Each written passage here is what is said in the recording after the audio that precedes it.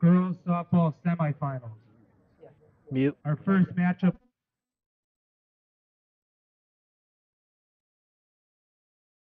Do not go for 3, just get the 2. Ellis.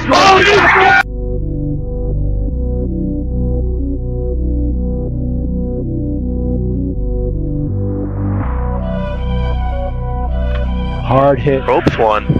Still got a play there. Got it. Wow.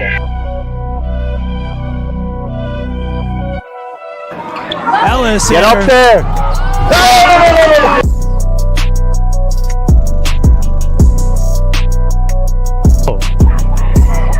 Oh, wow. What an interception by Razor. Jordan Razor takes it back, Zach. Back to the 48.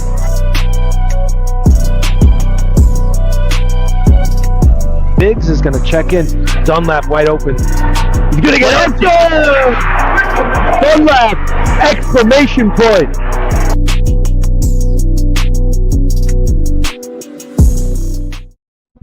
Alright, so we are live here at Wolcott High School for the NVL semifinals. Our first matchup here is the number 2 seeded St. Paul Falcons at 18-2, taking on the number 3 seeded Seymour Wildcats coming in at 16-4. Welcome, I'm Zachary Gersner, and I'm joined here with Luke Varelli. So we're here at Project Purple Sports, and for those of you who don't know who Project Purple is, we're about 2 minutes from game time, but let's do a brief intro here anyways. Project Purple is a Connecticut-based nonprofit organization that empowers the fight against pancreatic cancer. Our unwavering commitment is fueled by our pursuit of raising awareness, driving crucial research, and providing aid for patients battling this disease. Since our founding in 2010, we've been leading the charge, pioneering advancements, and bringing hope to those affected by pancreatic cancer. We are committed to making a real impact in the fight against pancreatic cancer. Our initiatives include research funding, patient support, and community outreach. Our results speak for themselves. To learn more about Project Purple, visit projectpurple.org and make sure to follow us wherever you are on social media. Together, we can create a world without pancreatic cancer. And if you want to get involved in Project Purple Sports, visit projectpurple.org/sports to bring an awareness game or just some sort of Project Purple themed event to your sport. So that being said, as I mentioned, we have Seymour taking on St. Paul here, and Luke has some breakdown of the two teams for us here. Yeah, coming into this semifinal game, Seymour with a very good record of 17-4, coming off of a recent win to get them to the semifinals here. And St. Paul, who is ranked number 2 in the NVL, they sit at 19-2 in the regular season. So they're coming in here very hot. Their biggest loss was to Seymour, 11-0. I'm sorry, Seymour and Woodland, 11-0. So this should prepare to be an interesting matchup between the two teams.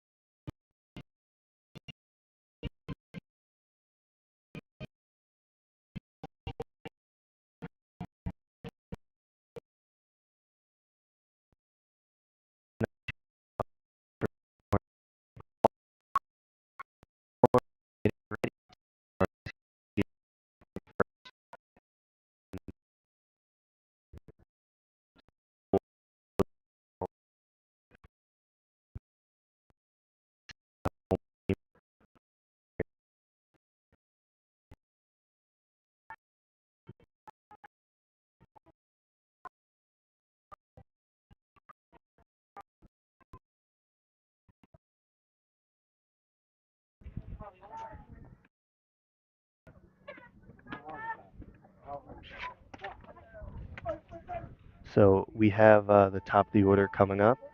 We have, Leading off is number 22, Mia Cunningham. so we actually saw most of the Seymour team last year, except for, I want to say, maybe 2 players look new. Um, we had a few games. We saw Seymour ultimately fall in the semifinals at home in the NVL to Woodland last year. Woodland, we'll see later. Woodland is the #1 team in the NVL. They're 18 and 0. They are led by their star pitcher, who I think hit 400 strikeouts this year, if I'm not mistaken, and we'll see her later against Wolcott. But for now, we have Seymour Wildcats looking to get into the finals for I think the first time in 2 years.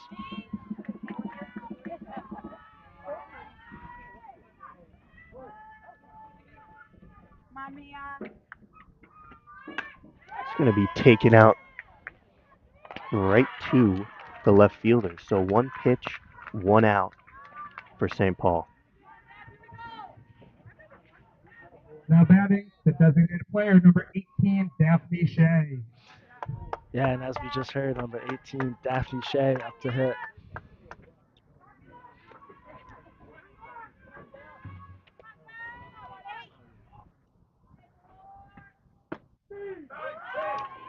Well, it's going to be in for a strike. Looked a little bit outside from my angle.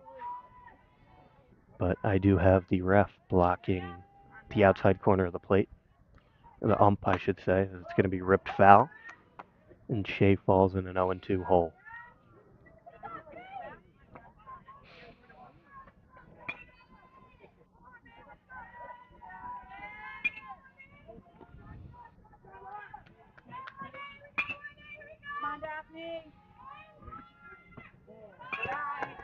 It's going to be outside. That'll be ball 1.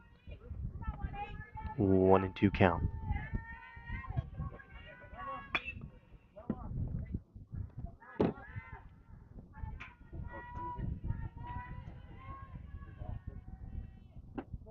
It's going to be outside again. 2-2 count. So for St. Paul, they have Lauren Kozlak, senior, on the mound. It's going to be fouled off. Shea will stay in there. We'll reset and we'll do it again. So for those of you who hear extra balls being hit, Wolcott's varsity baseball team does have practice, so I apologize for the confusion. If you think the ball's in play, it's not. And that's going to be fouled off by Shea.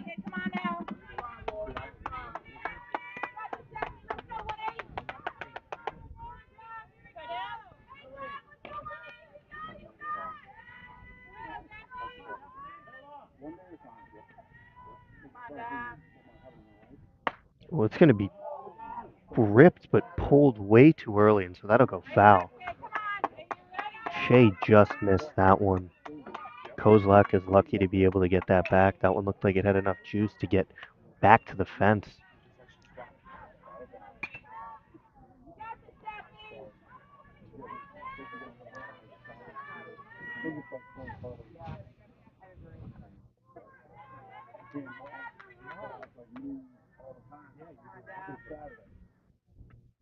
It's going to be outside. Count runs full. So good at bat here from Shea to continue to work. Kozlak on the mound after she had 1 pitch to Cunningham and got 1 out.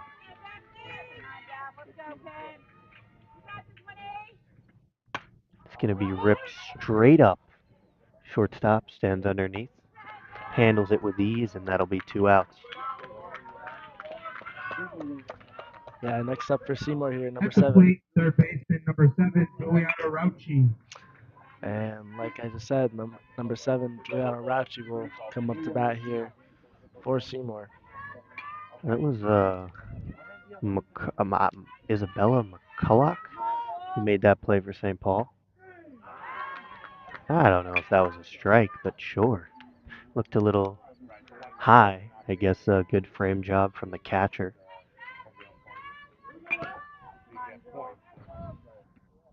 It's going to be ripped foul. So once again, Kozlak is up 0-2 on another Seymour batter.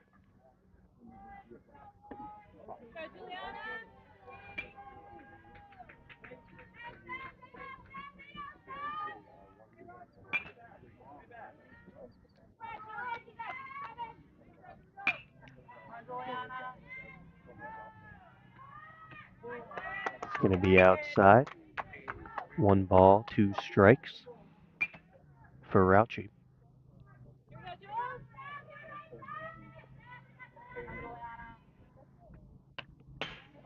He's going to foul that right back at us. Good thing there's a screen there, otherwise that would went right at our cameraman. Yeah, that would have been 2 games in a row, Zach, that we've been hit by a camera. So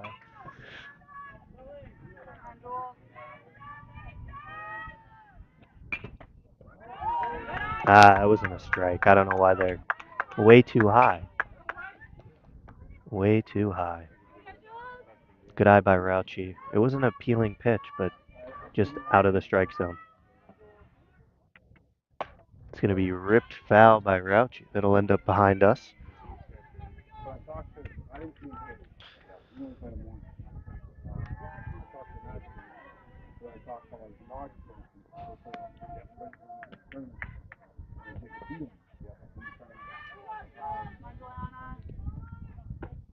Oh, so that'll be a strikeout there for Kozlak.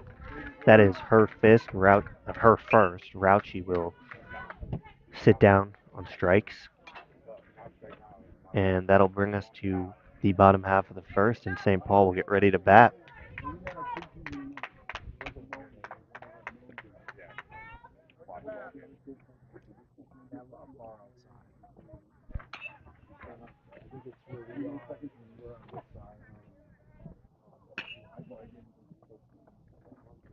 So taking the mound for Seymour will be Skylar Barton. We saw her pitch last year. She had, I want to say at this point in the NVL semis, she had over 200 innings pitched. I think that's a bit of a different story this year, isn't it, Luke?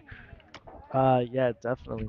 I believe she has been out the last couple of games, not pitching. They've been saving her for these playoffs. Yeah, I think you have the stats for Max Preps.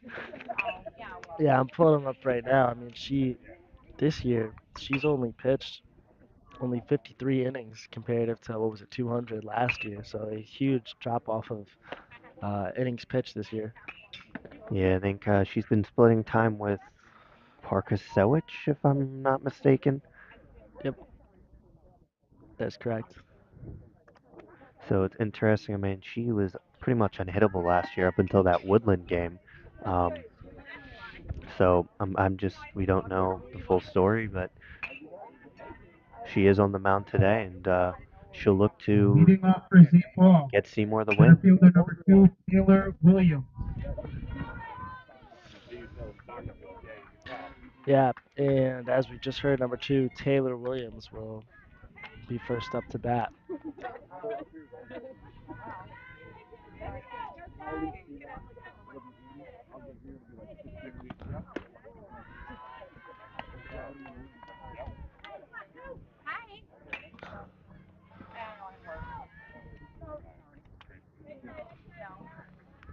So that'll be a ball. First pitch thrown by Barton, and then she's in there with a strike. Yeah, she leads the team in strikeouts with 60 up to this point in the season.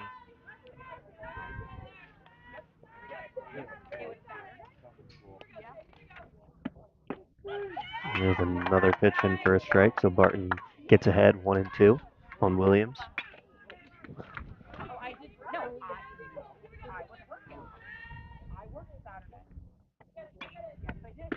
Williams is going to go down swinging. She chases the fastball out of the zone for the first out. For the Falcons, left fielder number 24, Juliet Kozlak.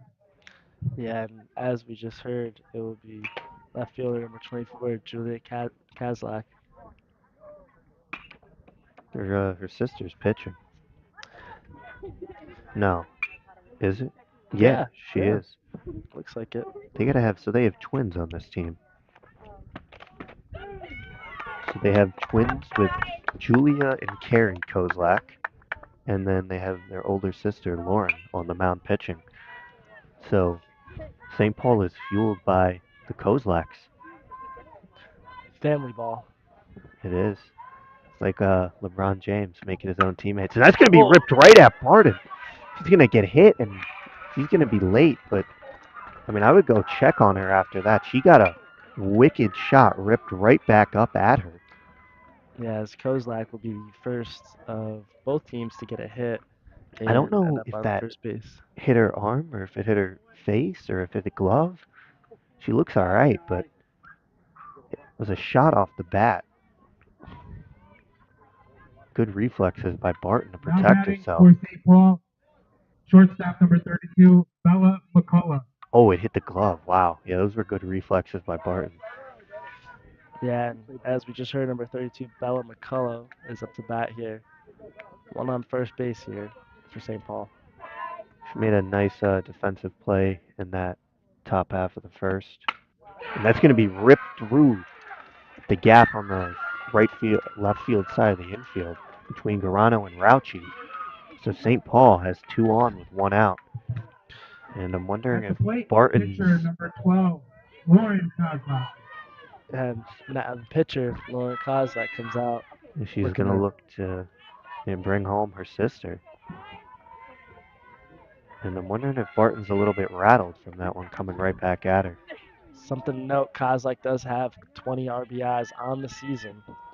Could be looking to make that 2 more. No, pitcher versus pitcher matchup. Barton's going to get the win here. If Carino can throw her out, and she will. So that'll be 2 outs. Runners will advance, however, to second and third. So St. Paul has a chance here At the to plate, strike first. right fielder number 6, Layla McCullough. And number 6, Layla McCullough up to So hit here. she's looking to drive her sister in off of. So St. Paul is pretty much just sisters of their top half of the lineup. It's all about family for St. Paul. Well, they are a Catholic school, so they're going to get Barton in there with a strike. It's one of the values of Catholic schools, you see. Family is key. I went to Catholic school. You know, I'm sure Dino, if he was on the call with me, he'd preach about that too. It's going to be ripped through, and that'll get through. So St. Paul will strike first. McCullough's going to come back around. Cunningham had a play at the plate, but she held on to it. So McCullough will drive in. Kozlak and McCullough. St. Paul leads 2-0 here in the bottom half of the first. Yeah, definitely a flip of what it was before.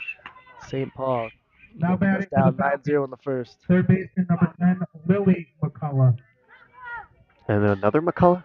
Yeah, number 10, Lily McCullough. Wow, family matters. Yeah. I'm sure Drake would agree with you. Barton will get ahead with a strike. So good key 2-out hitting from St. Paul to start the game.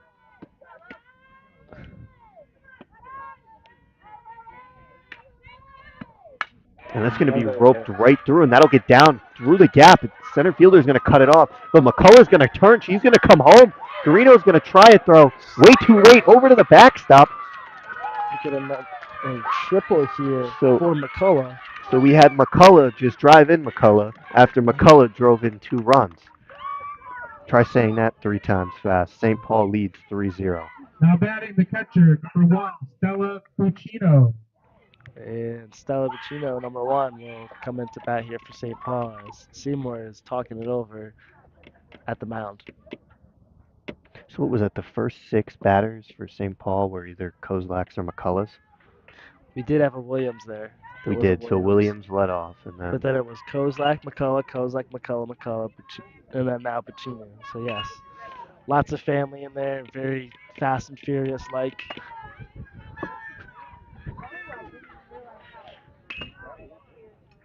well, it's working for him. St. Paul jumps out to an early 3-0 lead here. Barton has 2 outs. Another runner's on third. It's going to be ripped right through the gap, and Garino will make a play, but she won't be able to make a throw. So St. Paul will strike again. And another another- McCullough gets in the 4-0 lead. Yeah, they have 3 McCulloughs scored this inning, and then a Kozlak. So Yeah, it's the all Power, family, and friendship is strong First with these baseman number folks. 14, Brianna is. Demora. Number 14, Brianna Demore up here to hit for a hot St. Paul team right now. 4 Yeah. straight runs. and all of those runs have came with 2 outs. I mean, it's what you preach if you're a coach. It's getting in those runs when you have runners in scoring position with 2 outs, and that'll be another ball from Barton. But like you see teams. I know we had Brookfield the other day for baseball. They struggled to score runs with runners in scoring position. So if you're St. Paul, you're getting out to a nice strong lead like that. That's key for any team. As Barton will fall behind 3-0.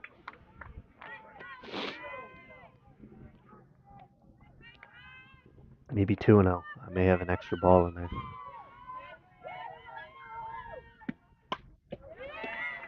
Fouled off out of the baseball field there. Don't think those guys have ever seen a softball before, the way they were looking at it. It's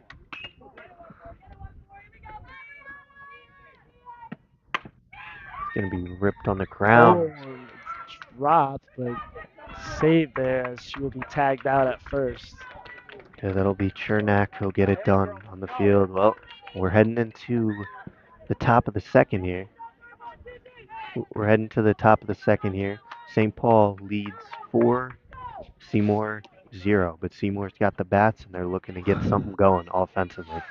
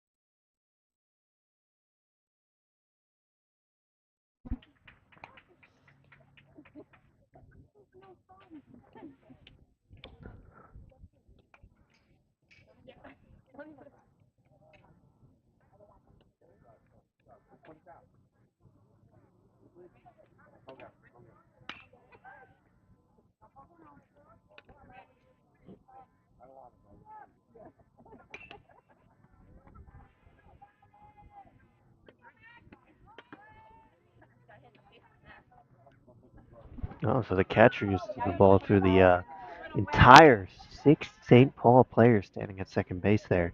But that'll bring up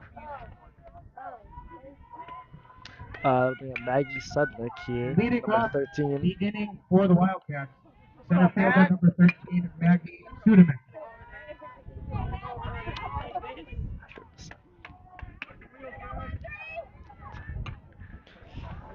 So Seymour looking to get the bats going after getting set down 1, 2, 3 in the top half of the first.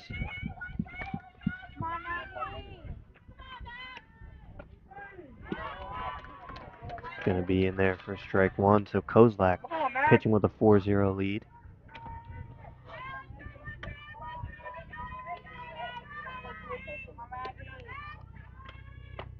It's going to be in there for strike two to Sudamak. Another thing to point out, Kozlak, 12-0 undefeated record this season for their head pitcher. So that's going to be outside. What's her ERA? Do you have that? Yes, I can pull up her. She does not lead the team, but she is up there in ERA with, as it's out at short, she does post a 135 ERA, very impressive, in 13 At the appearances, plate, now 14. number 11, second baseman, Ava Chernak. And number 11, Ava Chernak, up to hit here for the Wildcats.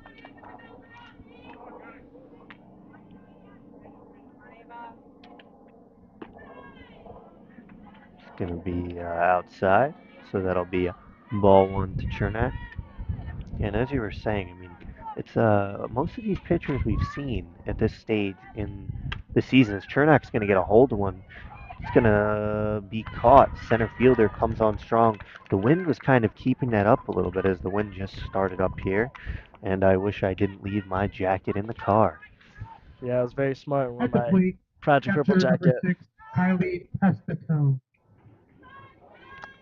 And number 6, Kylie Testone, up here to bat with a third batter here already in this second inning.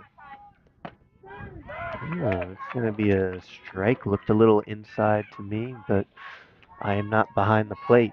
I'm up in the booth calling the game. Without a jacket. Testone's going to rip one to the third baseman. Steps, fires across. She will get her. So they did have a chance because it looked like the first baseman came off the bag, but she did get back on top before Testone could get to first. So once again, Kozlak sits the Wildcats down 1-2-3, and they'll come up, get their bats going, and hopefully Seymour can get a nice 1-2-3 inning of their own here as we go into the bottom half of the second.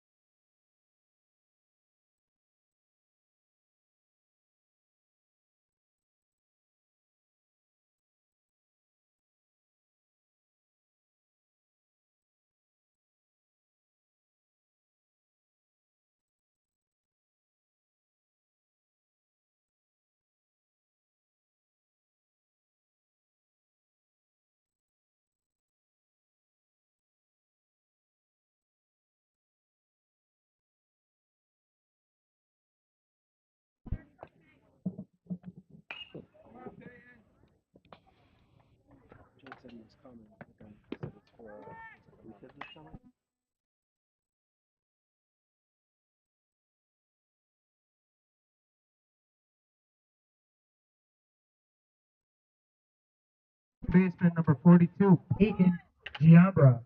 Yeah, like we just heard, second baseman number 42, Peyton Giambra will lead off. 42 is such an iconic number, Zach. It is. I don't know how they potentially, haven't retired it across high school athletics. I think it's retired in college, and then I know in the MLB it's retired for his fact as Barton misses with the ball. Where are we in the order? We're almost back at the top, no? Yes, we are at the bottom of the order here, so on deck will be Taylor Williams, and in the hole will be Julia Kozlak. Garino will come fire, and that'll be one away. Great play. We saw a lot of good defensive plays by Garino at shortstop when we had them a few games last Back to year. the top of the order with number 2, Taylor Williams. She actually was one of our players of the game, too. And to kick off the top of the order here, number 2, Taylor Williams.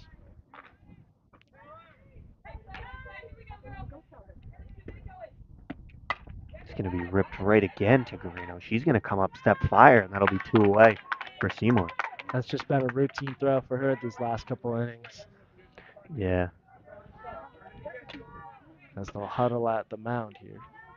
It's a lot of. I asked Ivy about that Now when batting we number were at. 24, Julia Kozlak. Number 24, Julia Kozlak up to hit.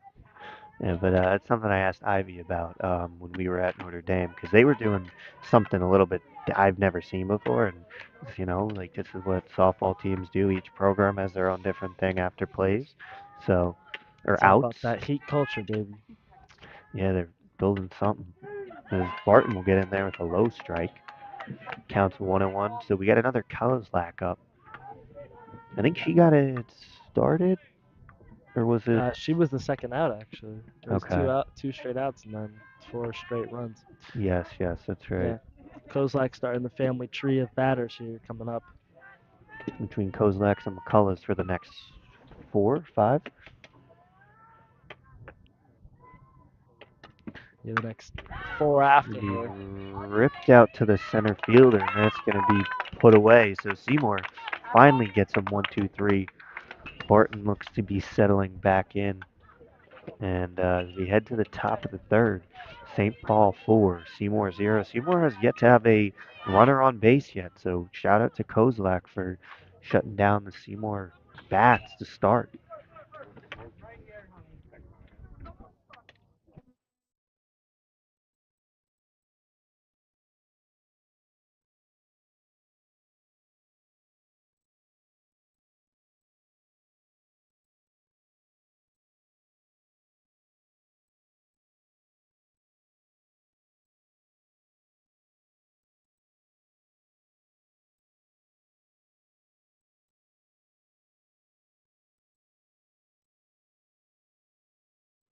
Well, it's not a long wait at all, so I haven't seen much of this, but St. Paul, when they come out of the dugout, they have Kozlak Leading throw off the inning one for the pitch, Wildcats, they throw it down the second, shortstop number 3, and then Taylor they set up for Carino. defense. Pretty Yeah, interesting. just some dogs out there. Number 3, Taylor Garino up to hit here.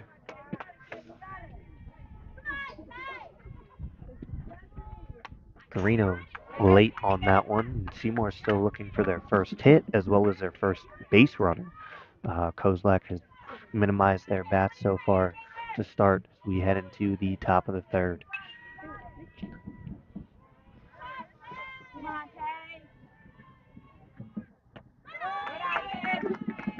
It's going to be upstairs from Kozlak. So we have a bit of a, well, we'll wait till we get a bit of a break, but then I'll show you the campgrounds of the St. Paul parents behind home plate. One would say a gathering or a cluster of parents.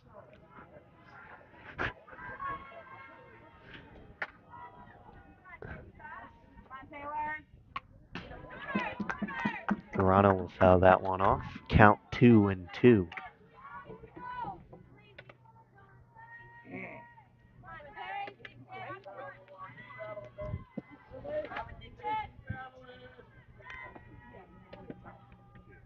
Carano's going to rip one right to the second baseman, so that's one away for St. Paul. Yeah, as Mackenzie O'Hare will come up here, number 9. Now batting number 9, right fielder Megan O'Hare. Megan O'Hare, I'm sorry, will come up here to hit. And Zach, if I'm correct, Seymour has yet to get on base. They have not. Good pitch from Kozlak to get ahead 0-1.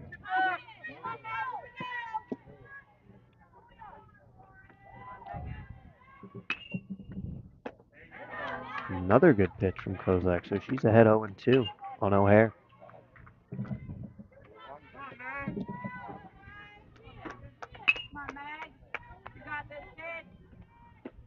And she's going to go down looking on strikes. So Kozlak gets her second strikeout of the game.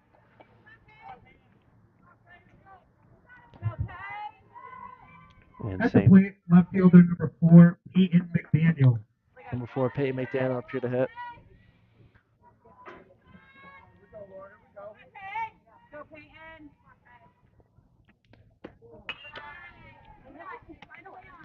So that'll be ball 1 away. So I don't think Kozlak didn't pitch against them last time they faced, did she? I do not And have it's going to that be down. ripped by McDaniel right over the center fielder's head. So McDaniel's going to head to second. She's going to look and she'll stop in there with a leadoff, well, not a leadoff, a 2-out double. Yeah, the So first hit of the game for Seymour.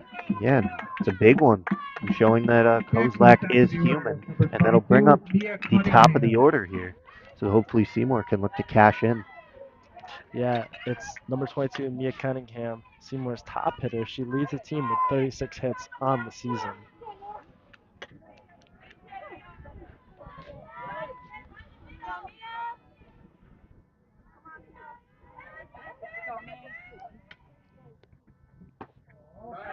And it's going to be inside for ball 1 to Cunningham.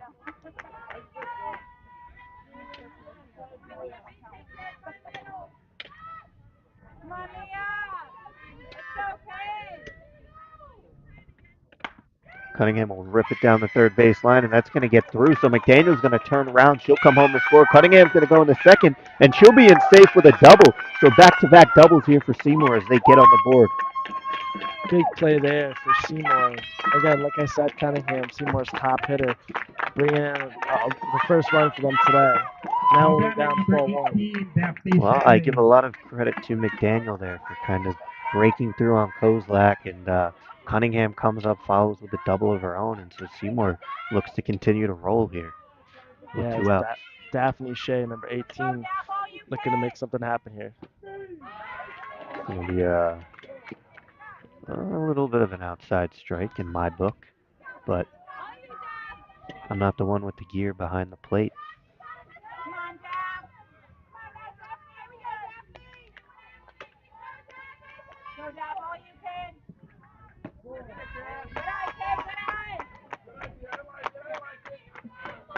So Seymour looking to do what St. Paul did in that bottom half of the first and get some runs here with 2 outs and continue to get some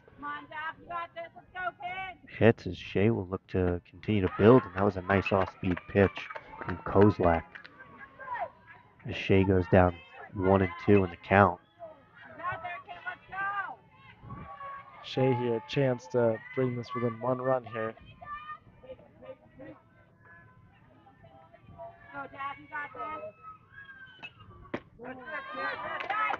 Going to be outside again, 2-2 count to Shea.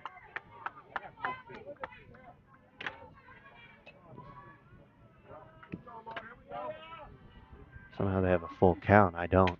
The Shea's going to lift one up, and that's going to go right to McCullough in that outer half of that infield, and she'll put it away. So that'll be 3 outs here. But Seymour will get a run on the board as we head to the bottom of the third. St. Paul 4, Seymour 1.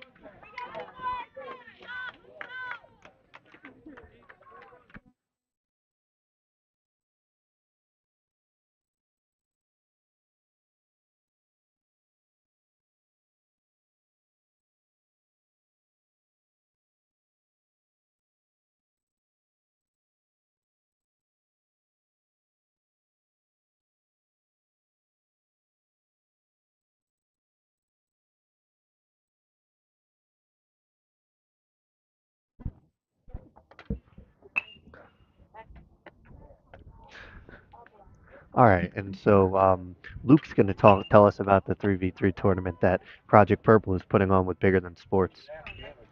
Yeah, so upcoming this summer on July 19th at our very own Seymour Middle School, where we are located in Seymour, Connecticut, we will be hosting a 3-on-3 basketball tournament, which is actually a 2-on-1 morning tournament and a afternoon tournament, with the afternoon tournament being adults and the morning being 25 and Leading up. off the inning for the Falcons, number 32. Yeah, so it'll be a good McCullough. day. I know we've got some potential skills challenge and 3-point competitions mixed in, and ton of raffles, good prizes, good food. It'll be a lot of fun, and he didn't mention it as Barton will actually. It looked like she hit the batter, but I guess not. It will be inside. It'll be cash prize of $500 for each division. So make sure you sign up. And to sign up, just go to our website. We have that up there on our events page now. Visit projectpurple.org/events, and it will be one of the events on our page. Yeah, this number 32, Bella McCullough, is here. Oh, Rouchy just under her glove. And I think Garino may have had a play on that, but it deflected off of Rouchy's glove. It would have been a tough play, as Garino would have been running away from the base, but Yeah, it's number 12, Lauren Now Kozlak. batting number 12, Lauren Kozlak. Kozlak, I'm sorry. pitcher on pitcher.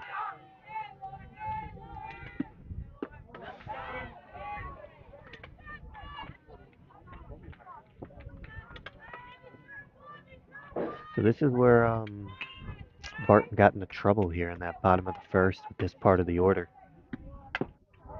Gonna be just got a piece of it, so that'll be a foul ball for Kozlak.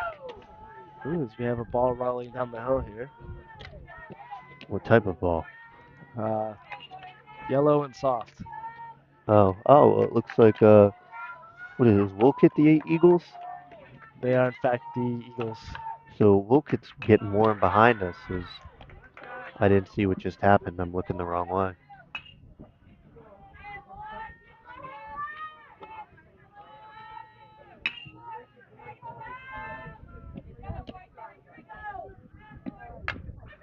It's going to be a really soft roller, and Barton's going to handle it easily. So that's 1 away for Seymour, but the runner does advance to second. We'll kind of call that a swinging bunt, so that's a productive out for Kozlak. At the plate, number 6, Layla McCullough. And as we just heard, number 6, Layla McCullough, will go up to hit as the family batters continue to. Yeah, she'll look to drive her sister in for the second time, as that'll be a pass ball. McCullough's going to go to third. Throw is going to be too late from Tess Stone. A well-timed steal there for McCullough.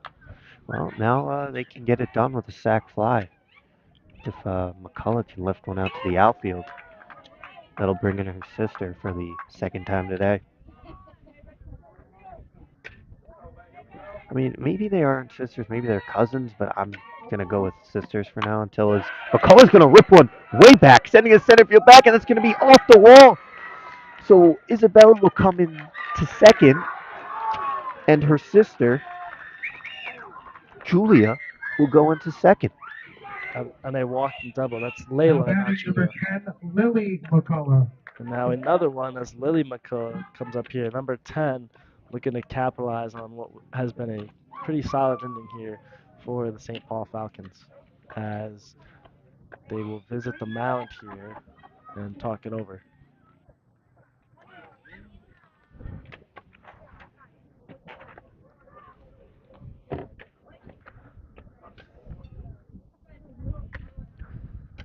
I'm wondering if well,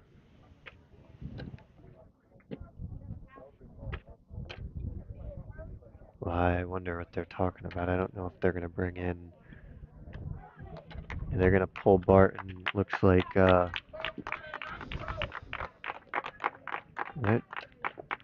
that's not Parsowich. That's Parkasowicz. That is Cassidy Marcinix. I'm butchering that name, but is what do we have on her stat wise? Marshnick actually it does lead the team in ERA with posting a 160 ERA and top uh, batting average against with a 146. So she is a pretty good shutdown pitcher for this team, looking to keep that streak going here as they look to hold on to this score here against St. Paul, as they hope their offense can come back in for them.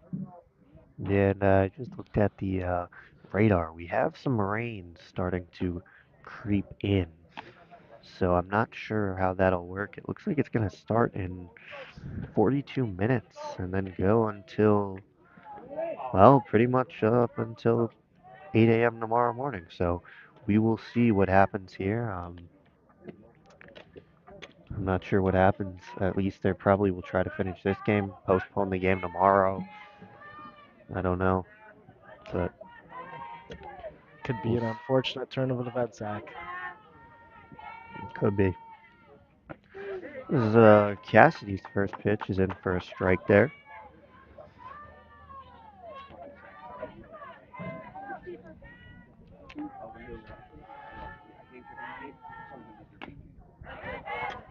It's going to be a foul ball. So comes in and instantly is up in the count 0-2. You know, the only thing I didn't think of is with the way the wind's coming is I don't know how our equipment is going to handle all of the rain. So that'll be fun to find out. And that's going to be strike three. So the first strikeout here for Marcinic, At the plate, number 1, Estella Buccino. and Stella Buccino will come up. Notable fact about her is that she does lead the team in batting average, posting a 508, and leads the team in hits with 33 up to this point in the season. He's going to rip one foul. Start off the at bat.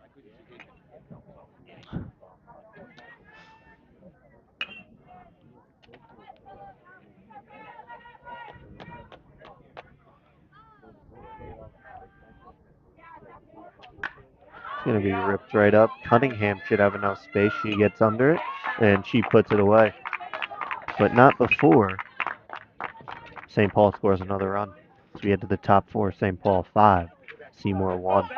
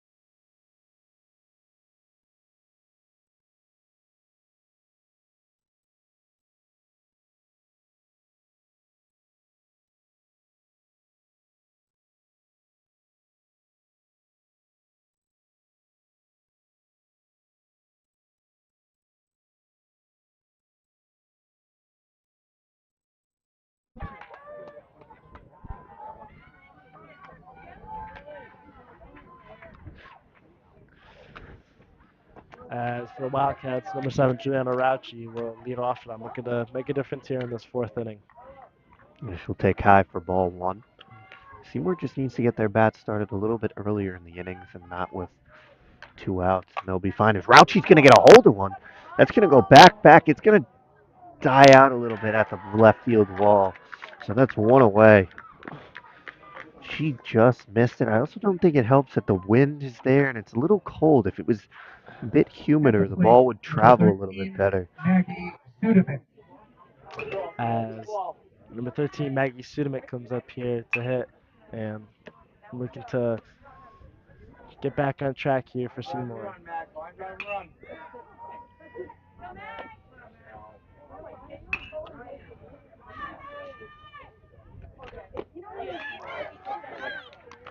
It's going to be strike 1. And yeah, Zach, you have to think about how this weather can affect the play right now with significantly noticeable winds here. Balls that should go out.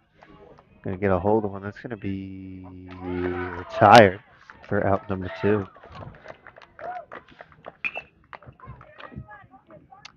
That would be number Now 11, batting, Ava number Chernow. 11, Ava Chernow.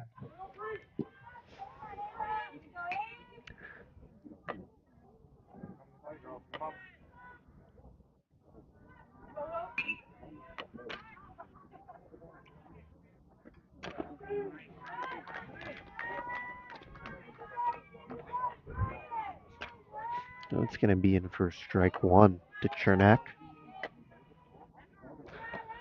Kozlak going to retire a 3rd straight batter.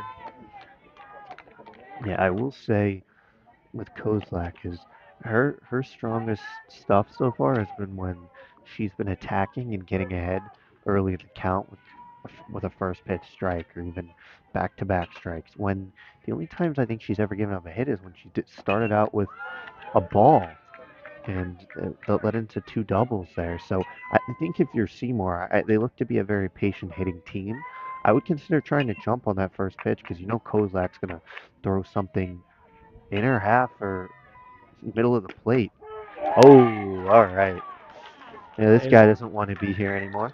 So that was a very, very low inside strike 3 called. St. Paul will be the beneficiaries as they get out of the inning. 1, 2, 3. Go, ladies, come on.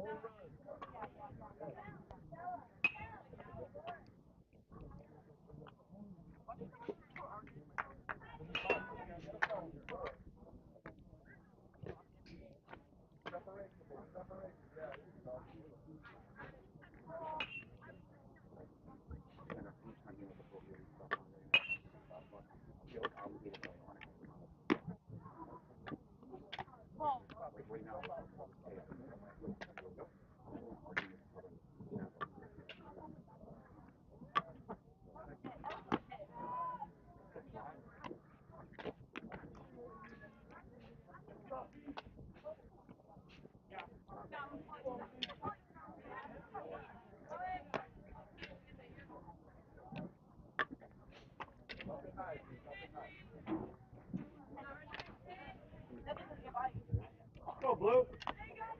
Leading off for the Falcons, number 14, Brianna Demora. As we just heard, number 14, Brianna Demora will be up here to bat for St. Paul Falcons.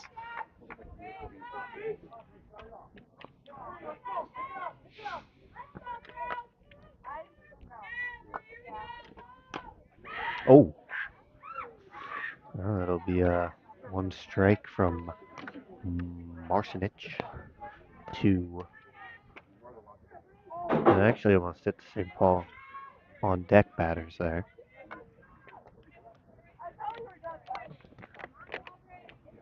It's going to be ripped in. That'll get through for a base hit.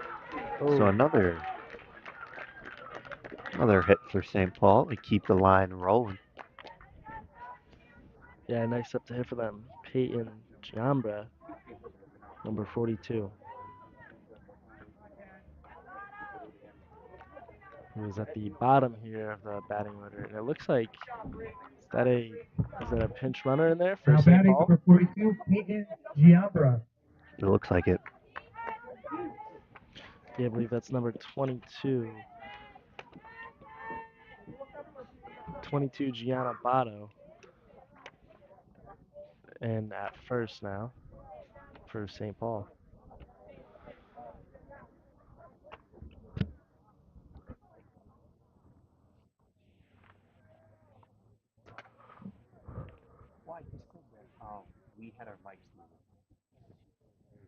Yeah, so for those who are wondering, we will be doing the Wolcott. Who's Wolcott playing? Woodland. Wolcott Woodland game. I had a blank there. So we will be doing that game. For those of you who are just joining us now, I did announce it at the start of the game, but if you weren't here for the first 5 minutes of the stream, you wouldn't know. But yes, we will have Woodland Wolcott coming on at 6:30, if weather permitting. As I did mention, we do have some rain rolling in this way, so hopefully it'll either pass by or miss us until 8:30. Yeah, and depending on the weather, you know what they say, it's not about the journey, it's about the outcome. All right, Confucius. It's gonna be. I don't know what happened there. I wasn't. Tagged out as Botto looked to steal second there. Sniped out by Testone.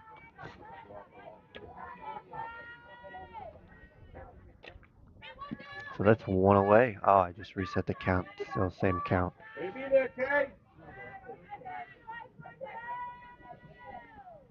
It's going to be ripped right to the center fielder, eases back underneath, and that's put away for out number 2.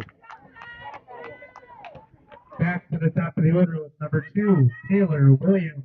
And as we just heard, number 2, Taylor Williams up here to bat. So their for third St. time Paul. through. Third time through the order in 4 innings. I think Seymour's still on their second time through, as they're going to be heading to the top of the 5th.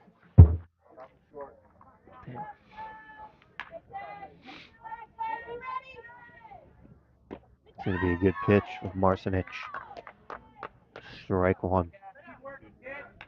I really hope I'm saying her name right. It's all about faith, Zach. It's going to be strike 2, so ahead 0-2, and it's good when Seymour's pitchers are being aggressive and attacking the zone, getting ahead in counts, because now you can go with some off-speed stuff, potentially try to stretch the zone a little bit, as this umpire has had a bit of a wide strike zone. It's going to be foul.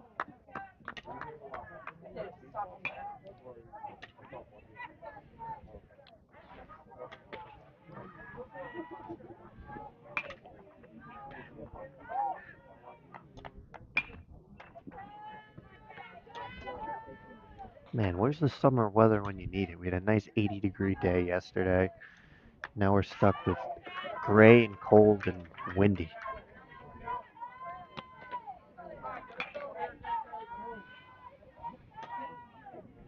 You know what they say, Zach. Rain, rain, go away. They do say that, Luke. They do.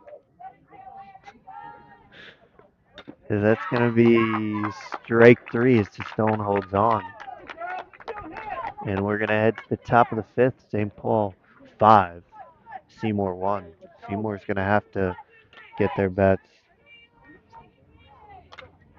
Seymour's going to have to get the bats going here. You have, if you do nothing in this inning, you have 2 more innings, but we'd like to start chipping away at this lead as Kozlak has pitched a gem up until this point. Besides those 2 doubles, she hasn't allowed any other runners on base.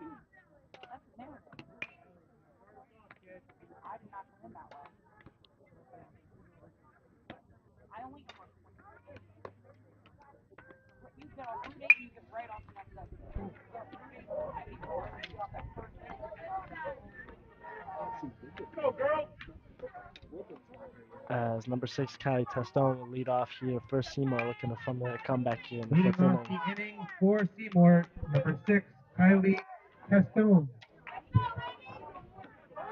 So Testone looking to get the bats started here early for Seymour as we head into the 5th.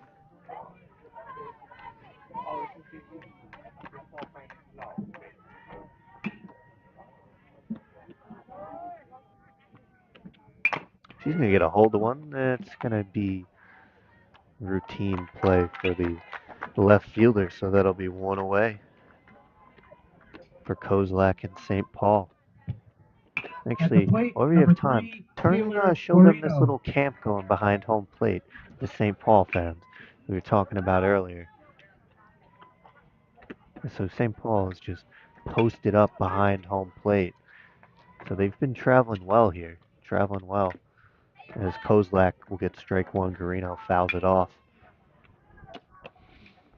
Yeah, as number 3, Guarino will look to make an impact here.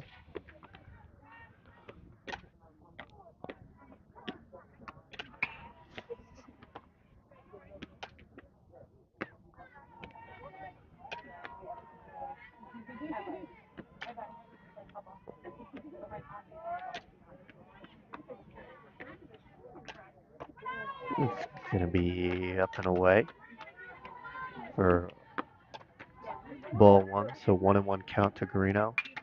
She'll step back into the box and wait. Fouls off another one. Kozlak takes the advantage. 1 ball, 2 strikes. Looking to have another 1-2-3 inning here.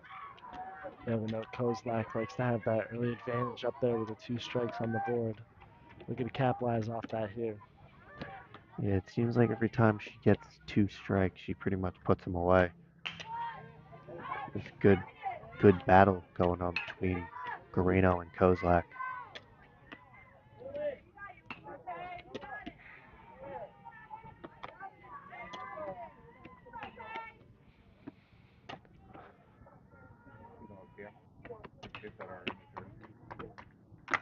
Guarino's going to get a hold of one, and it's going to be, wow, the right fielder was playing really shallow. It's pretty much second base right there where she made that catch, but that'll be 2 away. Now batting, Number 9, Megan O'Hare. number 9, Megan O'Hare. Go, Meg!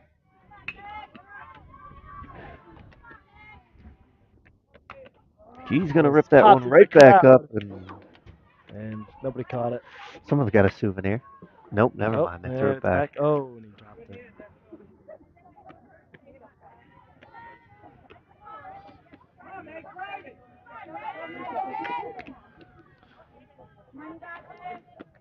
Oh, that hit her. So she's going to take a base. Well, if you're Seymour, you have your next 2 batters coming up, have your only 2 hits, both doubles, and At the both plate, runs number scored. 4, Peyton McDaniel. And Peyton McDaniel will be up here number 4. She did have that first double that set up a run for them, and we'll look to do that once more again and potentially bring a runner in here.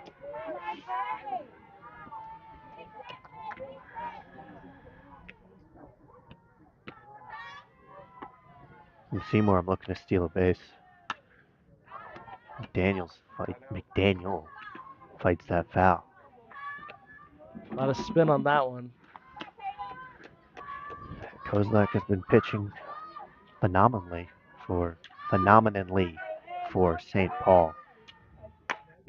McDaniel is right on it. Oh, just hit a chair. Almost hit some guy in the head. He didn't even move, so that could have been bad. But A yeah, lot of confidence from him there to not get hit.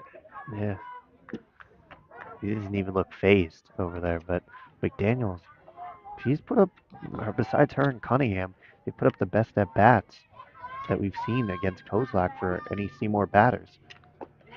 It's gonna be upstairs.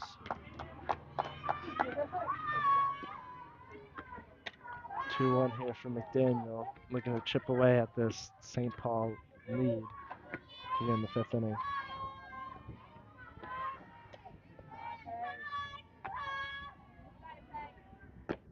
It's gonna be outside away. Count 2-2.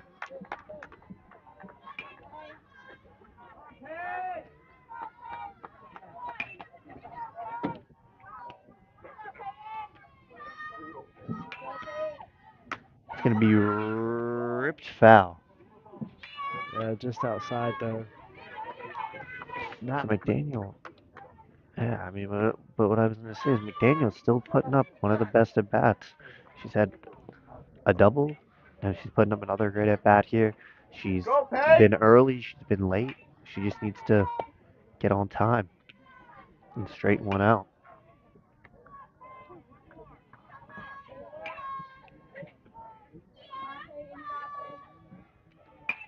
Daniel's going to get a hold of one, but that's going to die out. It's going to go right to the left fielder. So that's the end of the inning as we head to the bottom of the 5th. St. Paul will look to continue to get some insurance runs here for Kozlak. As Seymour will look to get another 1-2-3 inning.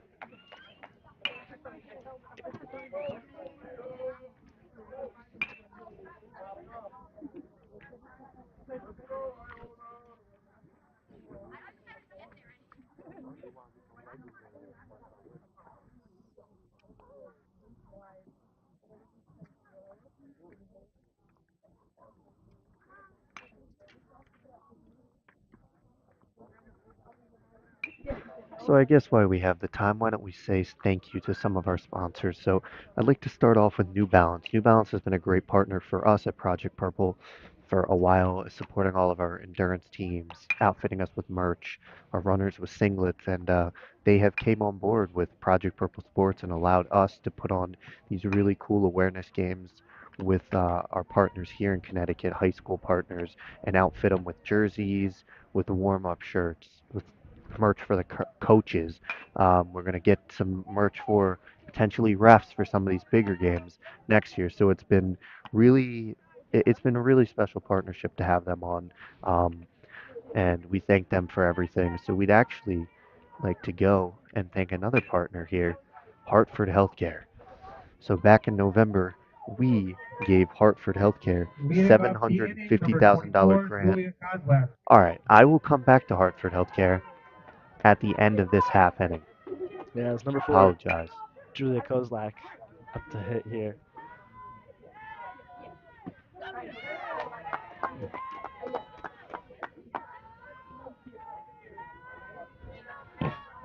They called that. All right, they did call that a strike. I was gonna say.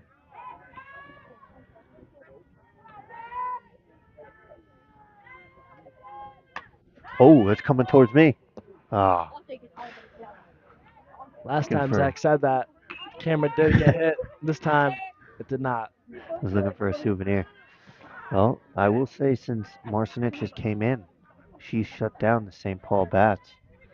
Allows no runs up to this point. And that's going to be ripped down the line. It's going to get down, and that's going to be fair. So they're going to turn 2. They're going to head towards 3 here. There's going to be a play at third base. They're going to... No, I don't know how they didn't get her. The ball beat. And should be marked safe there with a triple. That's a lot of cheers from the St. Paul crowd and this little nest of St. Paul fans we got here. Now batting number 32, Bella McCullough. I will say the ball beat Kozlak to the bag. I can't see over there, but I could see when the ball was there and when Kozlak was getting over to third. Yeah, well, the dugout is in the way. But I don't know what they're talking about right now. Now they'll have a bit of a sermon at the mound here. I think they're gonna have him check. I mean, if you are, there's an ump right there on third base, so I don't know how you would miss that call, but from what I could see, it looked like the ball beat the player to the bag, and most of the time, with a good tag, it results in an out. Yep.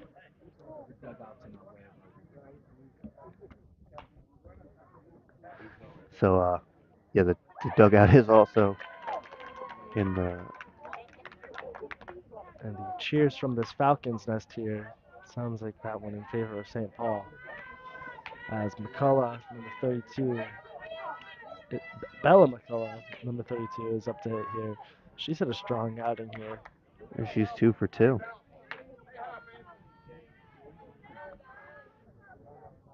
And, we're just getting word Woodland is here now, and McCullough's gonna drop one in there. So Kozlak's gonna come in to score, and that's gonna be McCullough's third hit of the game. 6-1 now here for St. Paul at the bottom of this fifth inning. Now batting number 12, Lauren Kozlak. So we get number 12, Lauren Kozlak, in here. She has pitched a great game and is looking to continue on her great game with the hitting. It's gonna be outside for ball one. You know what's crazy to me though is all these. Yeah. I guess I mean I've seen it with baseball too, but everyone's wearing sliding mitts now.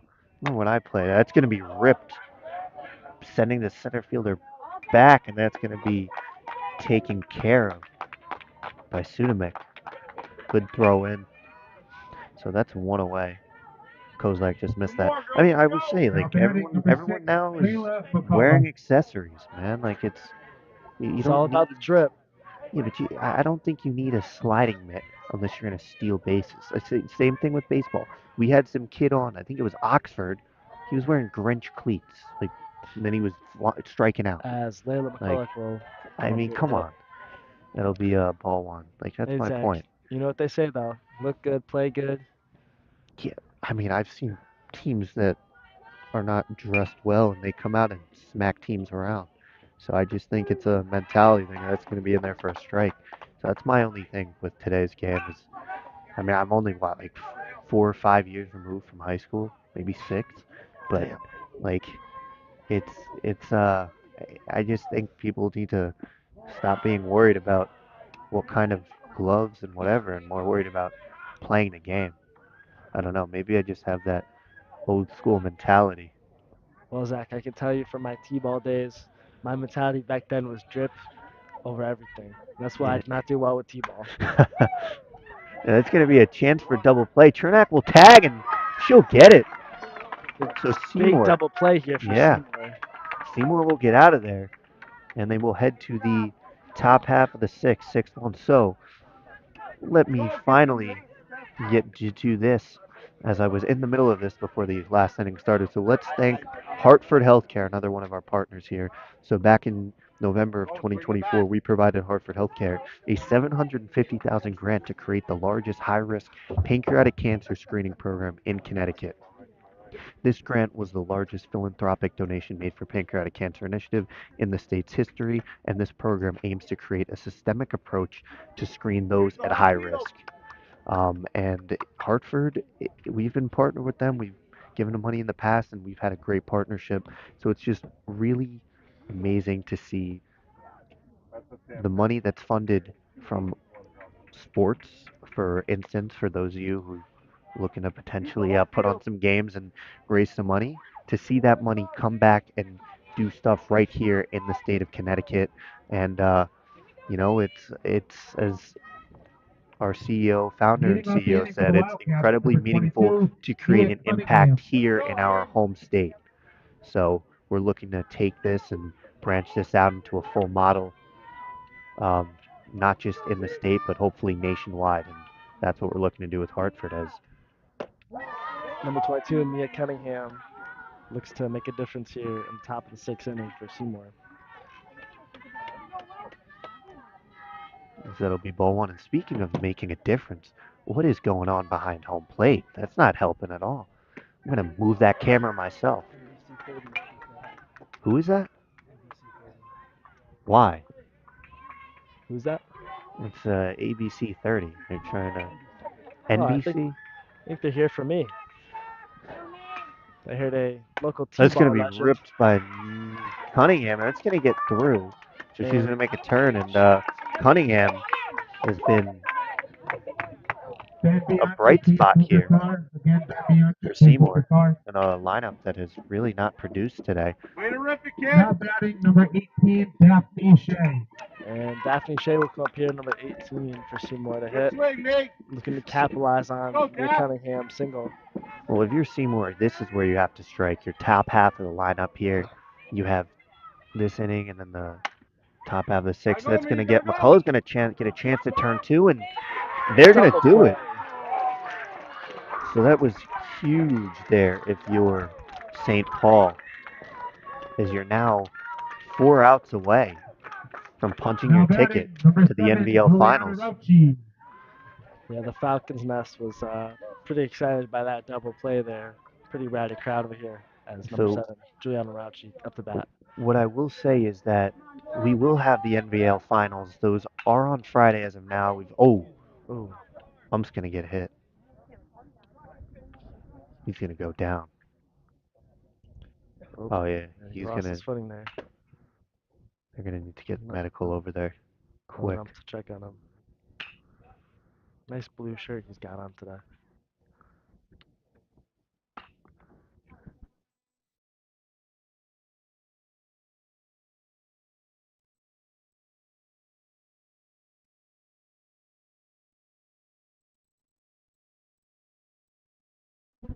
So we're going to take a brief pause here and see if this ump's okay.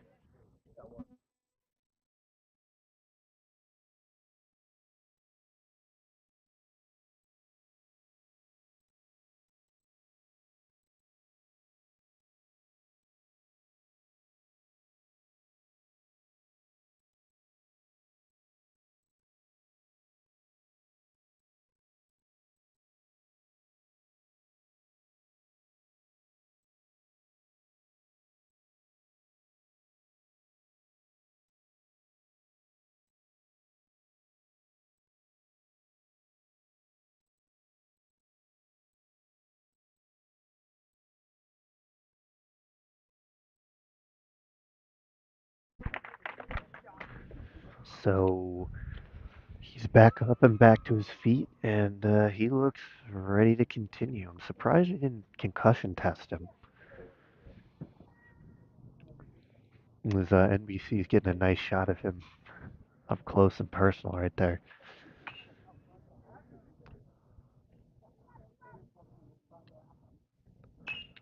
And So he looks in good spirits here, returning to the plate right now.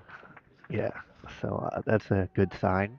And as I was saying, St. Paul is 4 outs away from punching their ticket to the NVL Finals, which are currently on Friday. We will be covering them. I think it's a 6:30 start time. It'll be at Seymour High School. So if you're Seymour and you can manufacture a comeback here, you will have home court advantages. We've just been pointing out the lights are turned on here as they get ready for the Woodland Wolcott game up next on Project Purple Sports. That's going to come right back up, and that's going to be Dropped. in MLB, they like to call that a can of corn. So Rauchi will get a chance. She's had some good at-bats too. She's had a lot of pop on her swing. It's just been dying out. There is no wind currently right now, so if she can get a hold of one, it could fly. And that's going to get through the gap. So on cue, Rauchi delivers. She's going to go into second, head first slide, and she's in there. And she's trying to fire up her team. A big double there for Seymour as number 13, Now batting Maggie number Sudamick. 13, Maggie Sudamick. So Sunamic looking to do some damage here and bring Seymour just a little bit closer. You've got a runner here on second, 2 outs, a huge opportunity they need to capitalize on, down 6-1 here at the top of the Yeah, sixth. you need to at least get something here to make it a little bit easier in that seventh inning. As Sunamic's going to rip one to the third baseman. Third baseman's going to fire across the diamond and get her. So St. Paul, Kozlak maneuvering around some trouble in that inning, getting a double play, and then stranding Rauchi at second. And Seymour is down to 3 outs left as we head to the bottom of the sixth.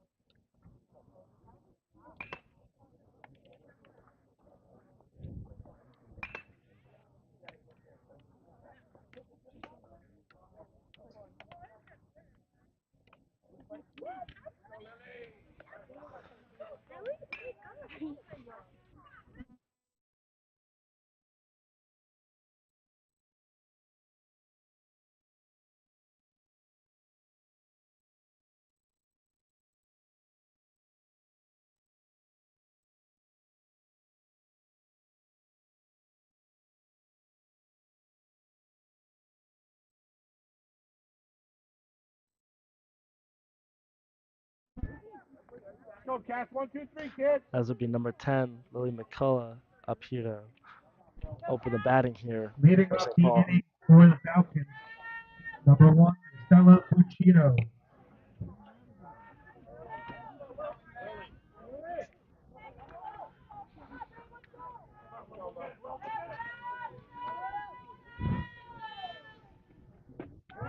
That'll Sorry, be, that's number 10, Lily McCullough.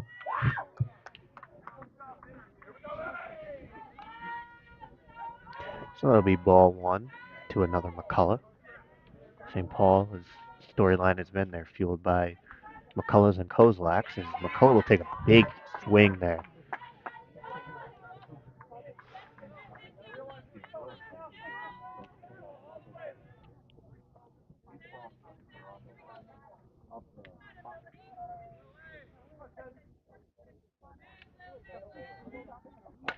It's going to be ripped foul. So 2 strikes. Opportunity here for Seymour to retire a batter early here as they look to have a stellar defensive performance this inning. Well, I mean, 5 is still a lot with how the game has won so far, but you don't want to give up any more. As it's going to be a great play by Rauchi. He's going to fire across, and that'll be 1 away. A routine out there for Seymour as number 1, Stella Buccino, will come up here to hit for St. Paul. This is their leading batter, correct? Yeah, she does lead the team in hits and average. Now So batting, number 1, Stella Puccino. definitely something to keep an eye on here as Seymour looks to close this game out, and Buccino looking to not let that happen. Oh, it's going to be an early time called in the at-bat.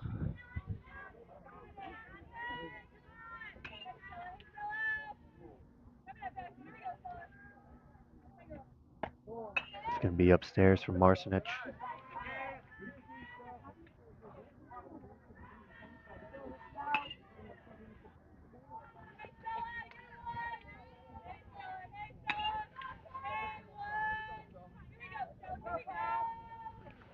It's going to be ripped foul right towards the fans over there. So ball and a strike, 1 out. Bottom 6.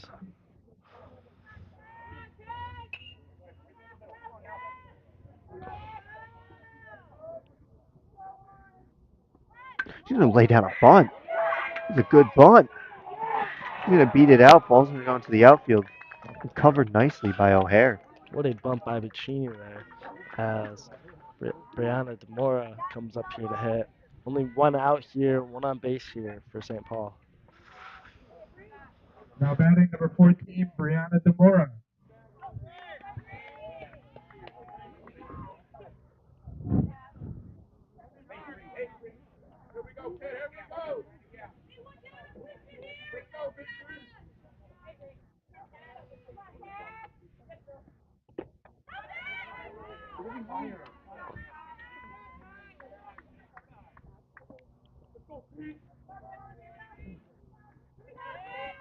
So it looks like St. Paul's trying to steal a base here.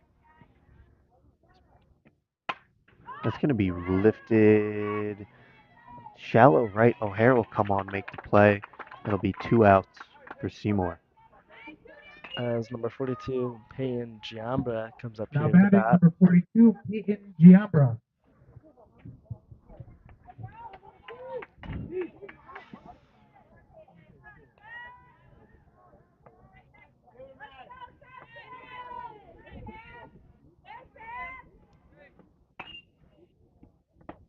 It's going to be a good pitch from Marcinich.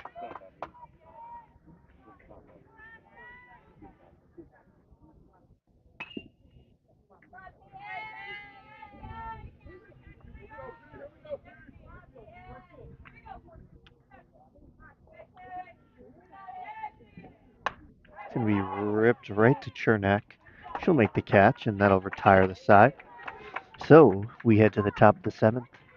St. Paul 6, Seymour 1. Seymour needs to score 5 to stay alive here in the NVL semifinals.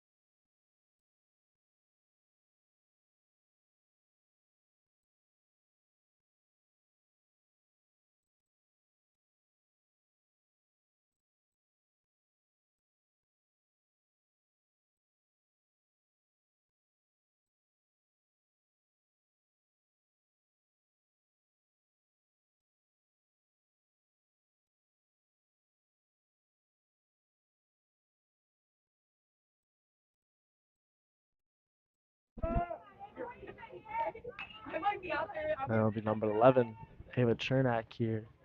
Leading off the inning for the Well, Wildcats, Seymour number needs 11, Ava to get Chernak. their not Wildcats, get their rally caps on because they need 5 here in the top half of the 7th to keep their NVL championship dreams alive. And runs have come on a premium. Even hits have come on a premium with Kozlak on the mound. Chernak's going to get it started with a base hit up the middle. A big single here for Seymour to start off this inning. As number 6, Kai Now Testone. batting number 6, Kylie Testone. She'll come up here looking to continue off of that past hit there. That's 2 straight innings with consistent hits.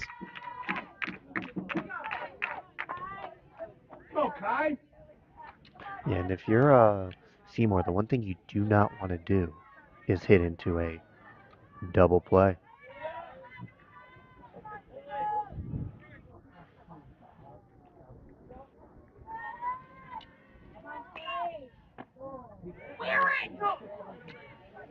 Inside, and parents are telling her to get hit by that pitch and just get on board.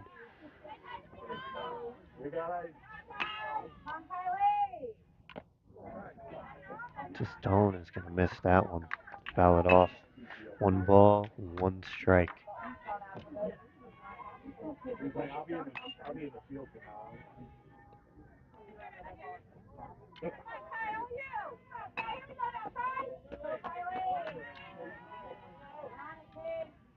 Testone's going to rip one right back to McCullough. McCullough's going to try to turn 2. Chernak is back in time. So 1 away. St. Paul 2 outs away from headed to the NVL Finals. Yeah, it's number 3. Now batting number 3, Taylor Taylor Marino.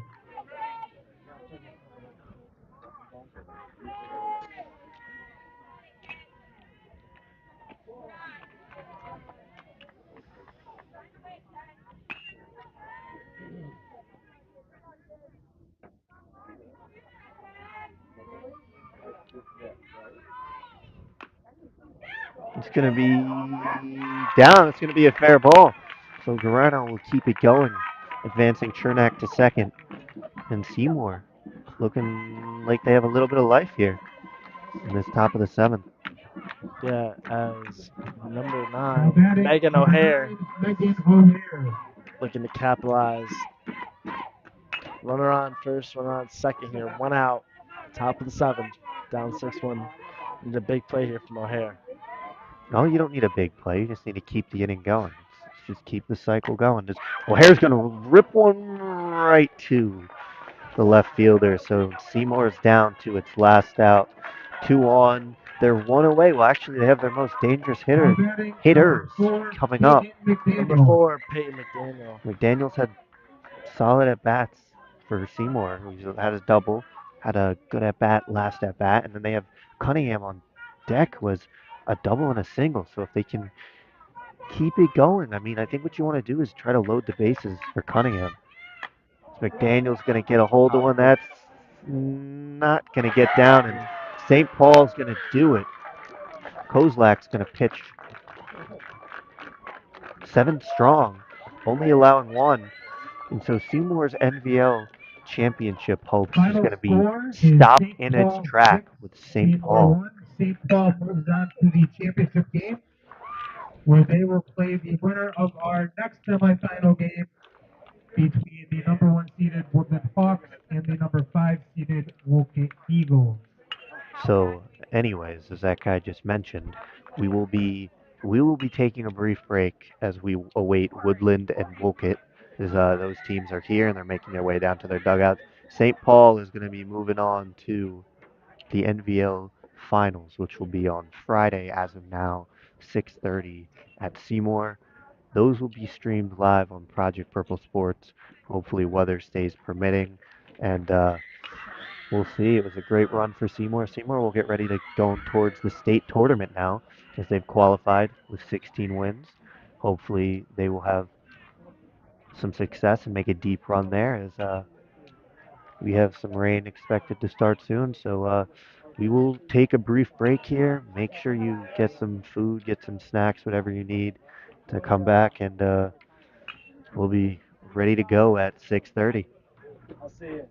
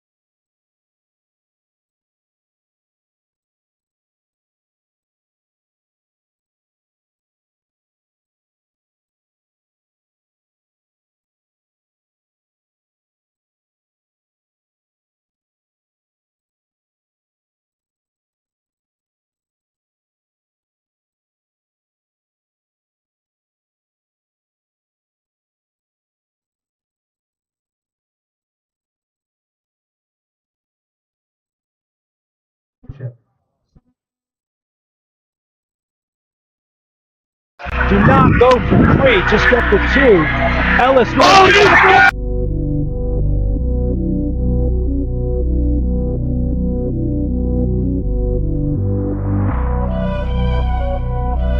Hard hit. Ropes one. Still got a play there. Got it. Wow.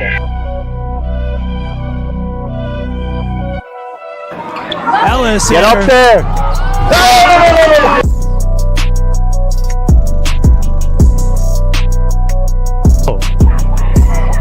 Oh, wow. What an interception by Razor. Jordan Razor takes it back, Zach. Back to the 48.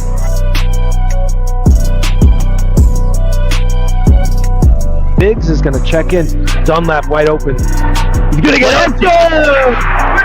Dunlap! Exclamation point!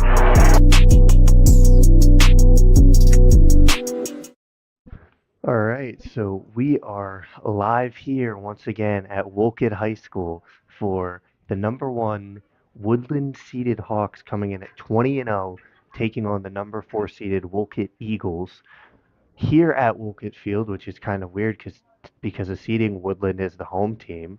But if you couldn't tell, we have been moved into the booth. That's why we have a screen, as rain is imminent here at this field, and they're going to try to play as many innings as they can. We just got the whole spiel from the umps, and then the CIAC. So they're pretty much getting ready to roll, and we're going to get ready to roll here in a second. But for those of you who are just joining us, once again, Project Purple is a Connecticut-based nonprofit organization that empowers the fight against pancreatic cancer. Our unwavering commitment is fueled by our pursuit of raising awareness, driving crucial research, and providing aid for patients battling this disease. We are committed to making a real impact on the fight against pancreatic cancer. Our initiatives include research funding, patient support, and community outreach. Our results speak for themselves. To learn more about Project Purple, visit projectpurple.org and make sure to follow us wherever you are on social media. Together, we can create a world without pancreatic cancer.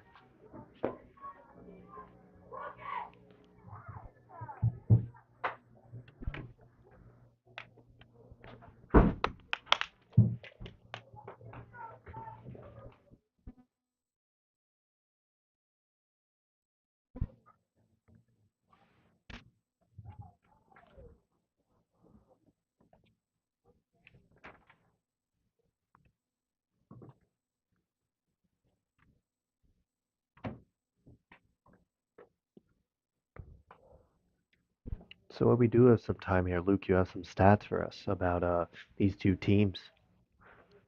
Yeah, Woodland posted an impressive 21-0 record this season, as Wolcott, they right now sit at 12-6, coming in as the underdogs here matchup wise. Woodland's biggest win was 26-0 versus Torrington, and they have yet to find a loss as they ride on the back of pitcher Ella Van Alstyne, who has posted 207 impressive strikeouts this season. The senior committed to UMass Lowell, as well as their catcher Julia Rowley is committed to UMass Lowell. No shout out to UMass Lowell. They're going to have a nice pitcher-catcher combination for a few years to come. But I mean, I think the most impressive numbers is just not just what Van Alstyne does on the mound, but also what she does with the bat. She has an impressive 1.9 OPS and then only allows Leading up the game for the Eagles, second baseman number 2, 0.7 runs.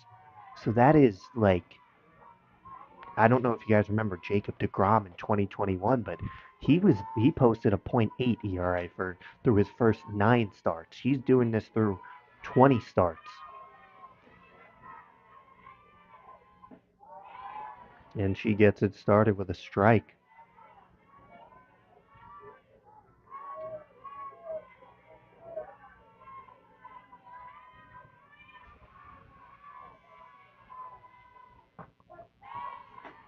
It's going to be in there for a strike as well. So quickly 2 strikes for Van Alstyne with Jalen Belval in the box. And she's going to go down swinging. Riser from Van Alstyne fans her. So that's 1K. We're going to be on Van Alstine strikeout watch here today, as you rarely get to see a pitcher this impressive. Now batting center fielder number 11, Lauren Sinclair. So now coming up to bat is Lauren Sinclair. And Van Alstine, once again, 4 pitches, 4 strikes. She's going to work early.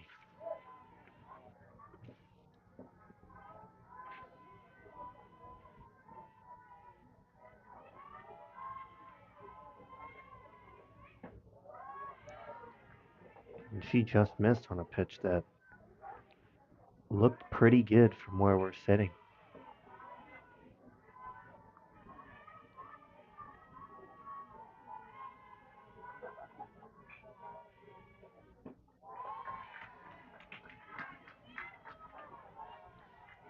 So 1-2 count here to Sinclair. She steps back into the box.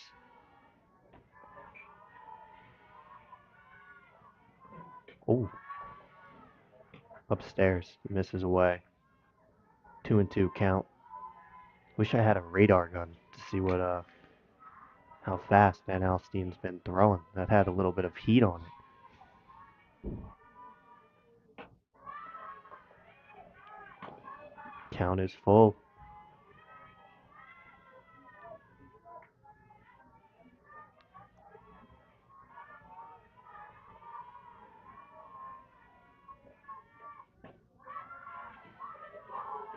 So Van Alstine misses away, and that'll be a walk there for Sinclair. At the plate, shortstop number 17, Lily Spina. Yeah, Lily Spina actually is their top hitter in most major categories. She with a batting average of 488, 21 hits on the year. She's looking to make an impact here for the Wolcott Eagles.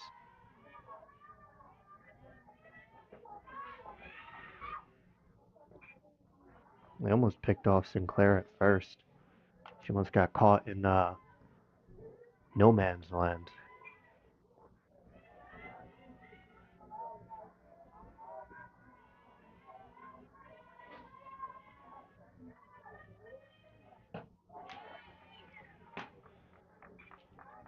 Van Alstine responds with another strike.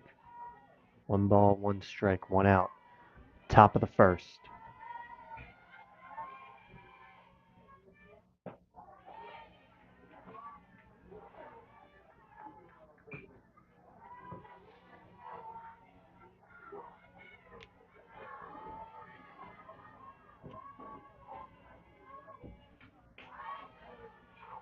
Fouled off to stay alive in there.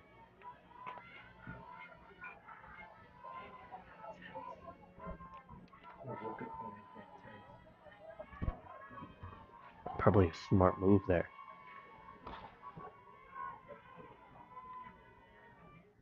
And that's going to be a strikeout there, number 2. Van Alstine.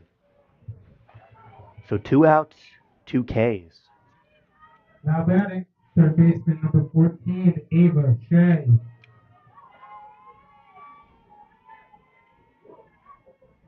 Ava Shea has 13 hits on the year.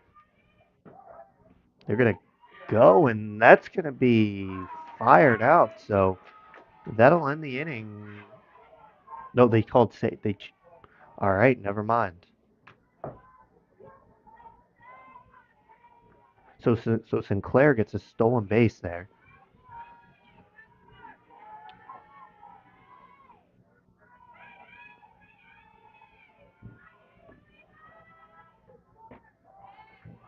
Van Alstine will respond to that stolen base with another strike. She's ahead on the count, 0-2.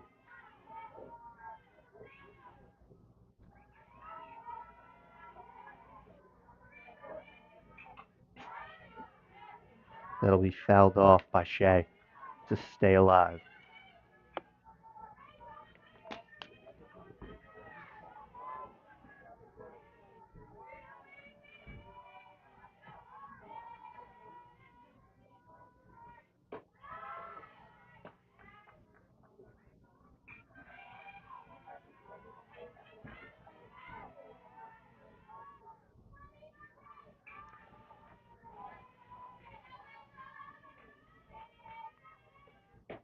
And that's the third strikeout, the third out of the inning. So we'll head to the bottom half of the first, and Woodland will look to get their bats going.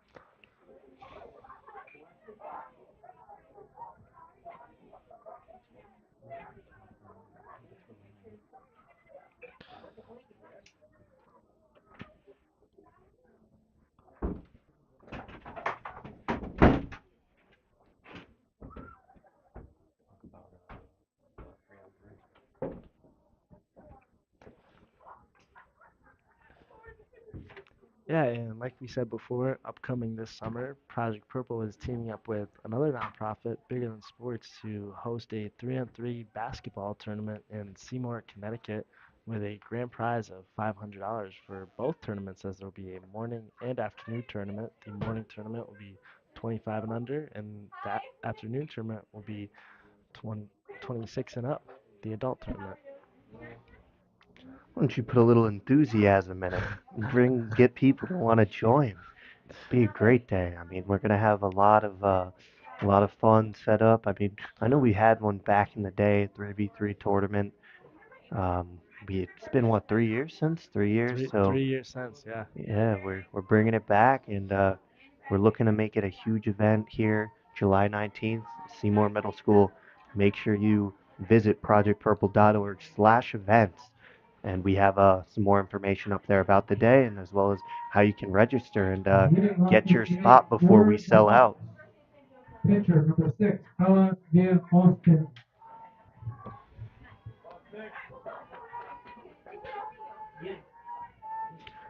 Well, leading off for Woodland is superstar pitcher Van Alstine. And she's going to get a hold of one, and that's going to go foul, though.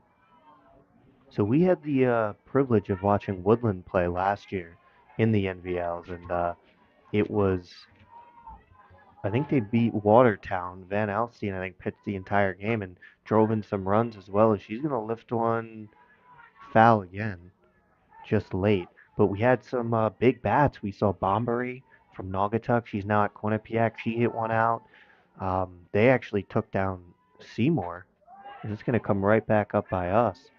So Seymour, we saw them earlier today, and they haven't been able to find any success past the semifinal round in the past 2 or 3 years. And they're a program that has really been dominant. I mean, they have like 24 championships, and I think Woodland's another dominant program here in softball. That'll be away, but one side of the bracket is set with the St. Paul Falcons waiting for the winner of this one.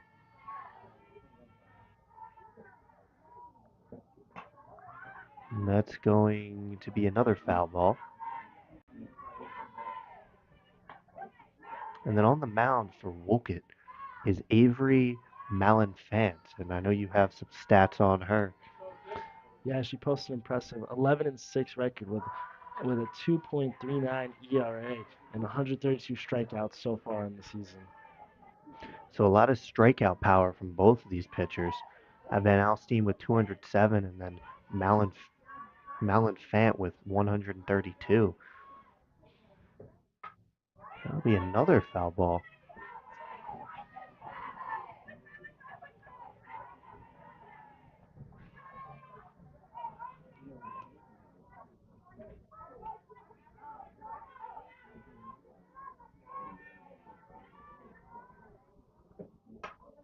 And it'll be foul again. So Van Alstine is just late. She's late on everything.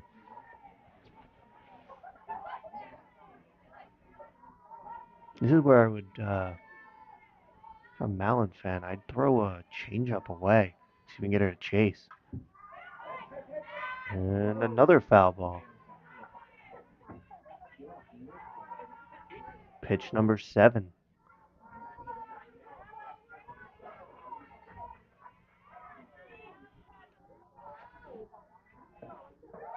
That'll be high, so the count will run full.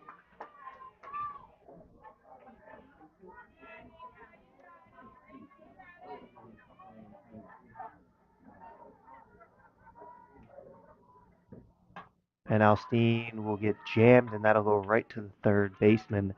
That'll be retired. Shea makes a great play, and that's one away for Wolcott. Now batting shortstop, number 9, Kate Krasowski.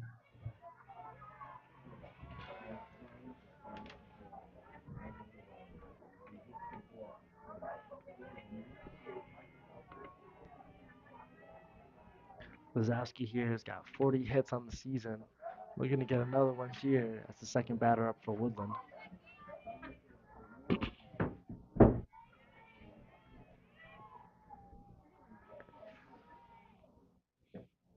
It's going to be ripped into shallow center. And it's going to be dropped by the shortstop. It's going to be Lily Spina. I bet she wishes she could have that one back, as that'll put a runner on for Woodland. And Woodland will secure At their the first plate, hit of the catcher, game. number 8, Julia Rowley. And I think this is the last person you want to give a chance to drive in some runs here. Yeah, considering Julia Rowley has 41 RBIs in the season. Looking to get another one here.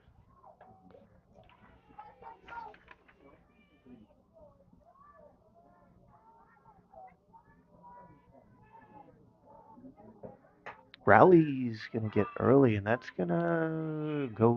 Oh, great play by Shea behind the dugout, but Woodland's going to tag up on that too. Oh, wait a minute. Did they say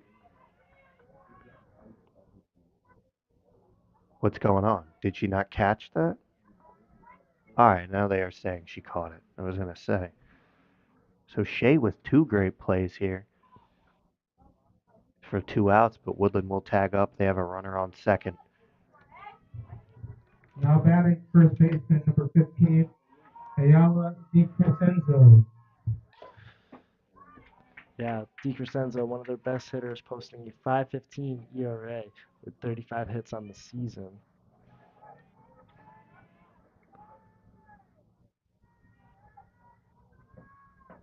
She's going to chase. She's going to fall behind 0-2 here. You can stand up. You can stand up. That's all good. And she's going to go down on strike, so that'll be the end of the inning. Besides that error by Spina, pretty perfect played first inning for Wolcott, shutting down the top half of the order of Woodland. And we're going to head into the second with a 0-0 game. The rain has been holding off so far, too. Haven't got much, which is part of the reason why we moved into this booth. Protect the equipment.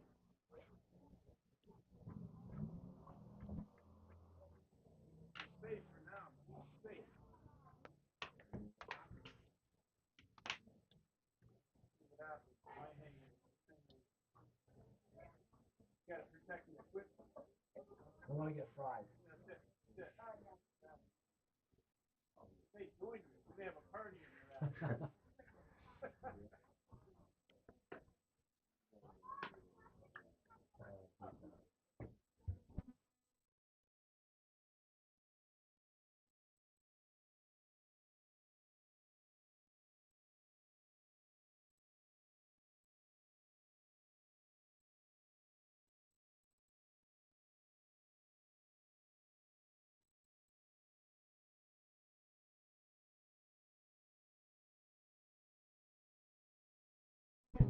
Outfielder number 7, Leah Ladd. Yeah, number 7, Ladd here. Up to hit for Wolcott after a great defensive inning from them.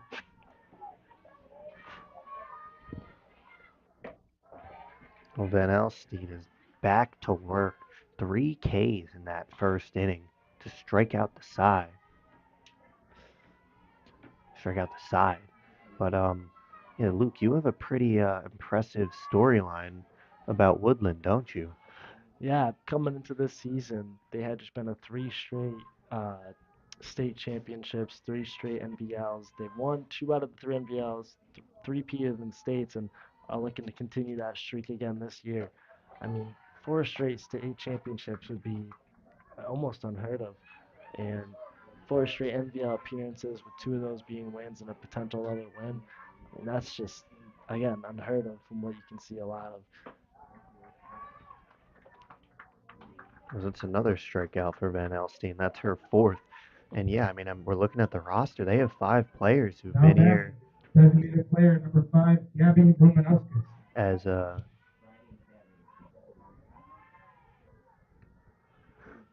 as I was mentioning.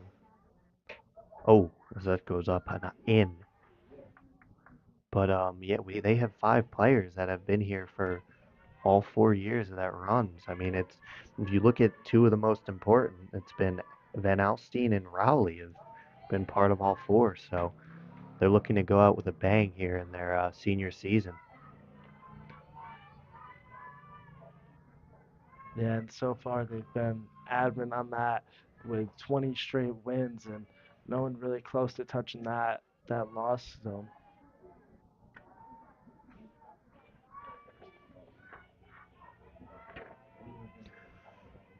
I mean, they haven't. Yeah, I mean the closest they've been played was Seymour in their last game at home. It was a 5-3 win for them. Wolcott played them tough, 7-0 win for Woodland. Holy Cross played them tough, 6-1, but that's another strikeout for Van Alstyne. That is her 5th. She struck out every batter she's faced. Now batting, the catcher number 4, Braden Keeley. This Braden Keeley will come up to bat. I mean, I'm looking at their schedule. 17-4.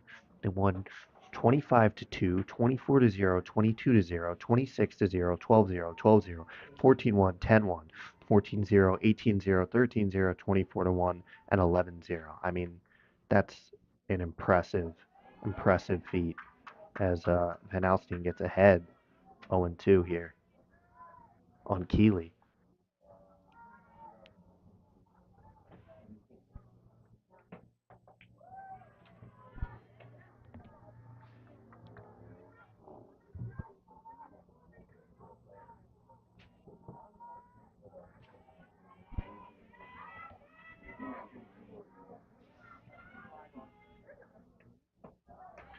And 6 batters faced, 6 strikeouts for Van Alstyne.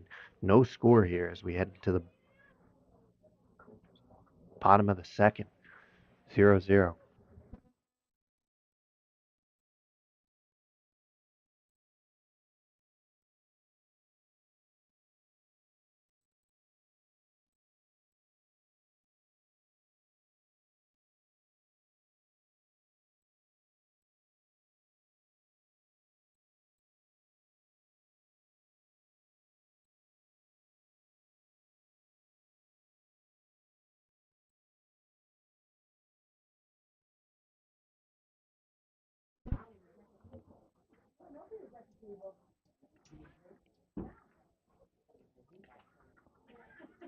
I would also mention the speed up.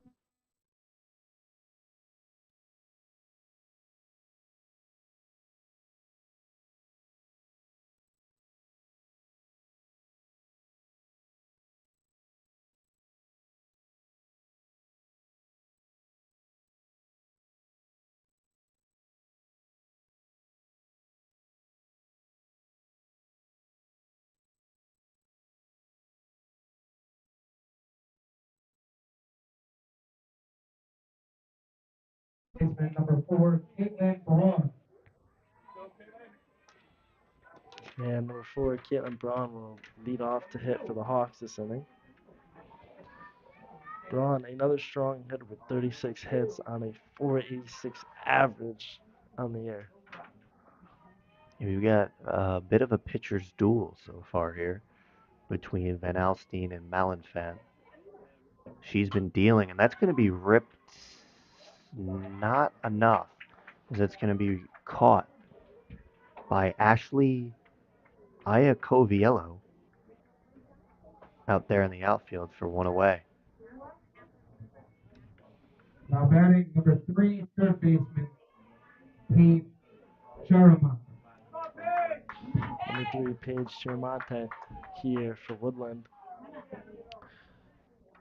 Another one of their seniors that has been the last 4 years with 373 average and 22 hits on the year.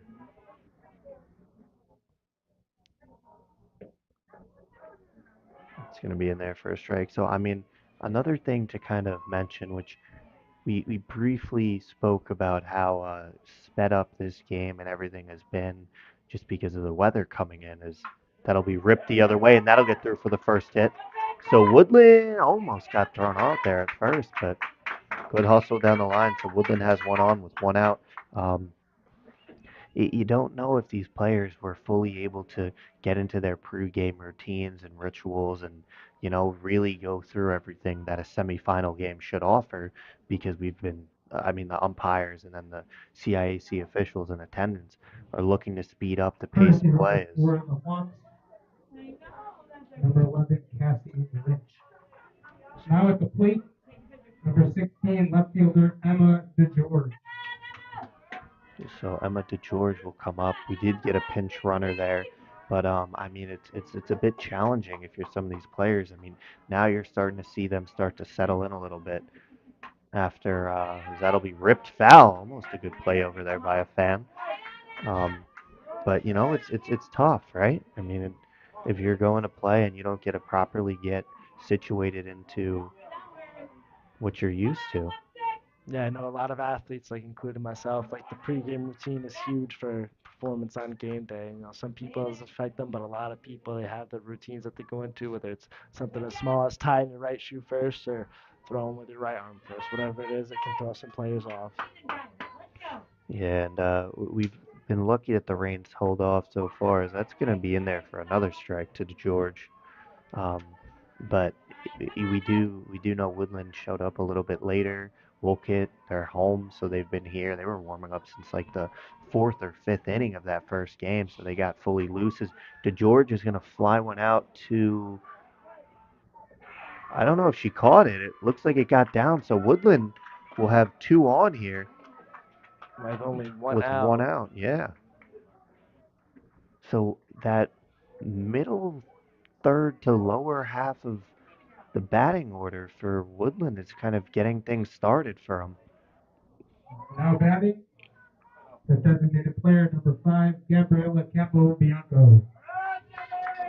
And as we just heard, number 5, Gabriela Capobianco will now hit here, their designated player.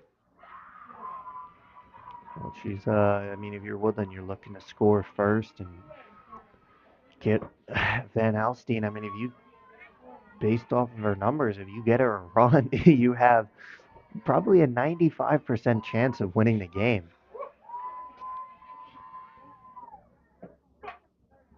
And that's going to be checked foul. Yeah, Capobianco here has 17 RBIs on the year, looking to rack up a couple more potentially with this hit, or even just add to her 18 hits on the season.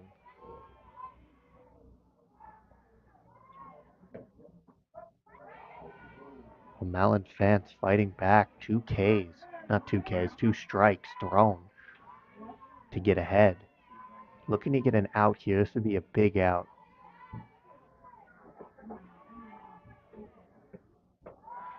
Misses upstairs.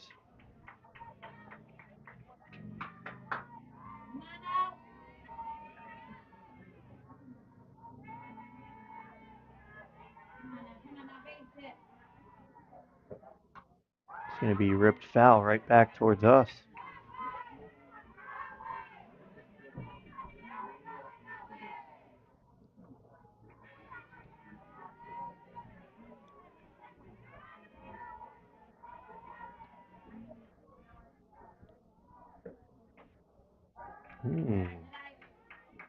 A little bit of a tighter strike zone than we saw in the first game. Looked close to the outside corner. That was a pitcher's pitch, but did not get the call. It's going to be high upstairs, so the count will run full here. Good at bat here from Capobianco to battle back from an 0-2 start. She's going to rip another foul.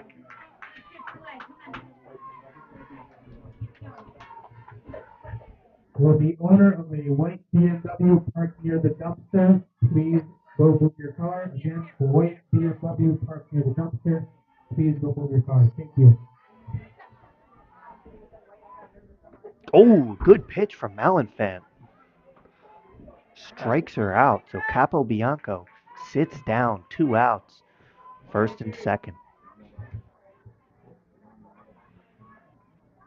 Now batting for the Hawks, center fielder number 2, Angelina Tottenham. Engineer Tottenham will come up. She is a sophomore, batting 500 here through these 21 games for the Hawks. Well, hopefully she has some magic like the Tottenham Hotspurs did to pull off that win the other day against Liverpool. She's going to chase, and I don't know if that was a foul tip. I would have tried to steal third there and see if they'd sent me back. So Tottenham falls behind 0-2. Infield is very in on her, and she's going to drop when Shea's going to come on, and Shea's going to take care of it. So that'll end the inning. We'll head to the top half of the third. 0-0.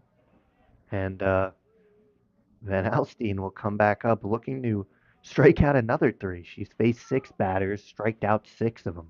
So that's, I don't know what the over-under on strikeouts is right now, but at this pace, she's going to strike out 21 batters. So I don't know if we've ever seen that before, but it'd be impressive for sure. As Wolcott has a bit of a team meeting there by home plate, looking to adjust their strategy potentially to get some runs up on the board here in this third inning. Yeah, I think what we haven't seen a lot of these teams do, and this is what when I had Ivy, I asked her about it because you don't see a lot of slap bunts or anything in high school. And I asked her, I said, is that something that's just not done? Because once you go to the college level, you watch and you start to see, the slap bunt, the running out of the box, playing small ball, playing situational softball. And she said it's just some teams do it and some teams don't. And if you're Wolcott, maybe you need to try to get into that situational Meeting up the inning for softball. the Eagles, first baseman number 21, Liv D'Alessio. As Olivia D'Alessio will come up to bat. But, I mean, potentially just look to, if you can get a run or 2, that could be huge for you, especially if Malenfant is shutting down Woodland's offense. Yeah, Zach, it really is a pitching battle. Van Alstyne and Malenfant going back and forth here. Just whoever can get that first run on the board is going to have to take it away. Oof. Ran in on D'Alessio.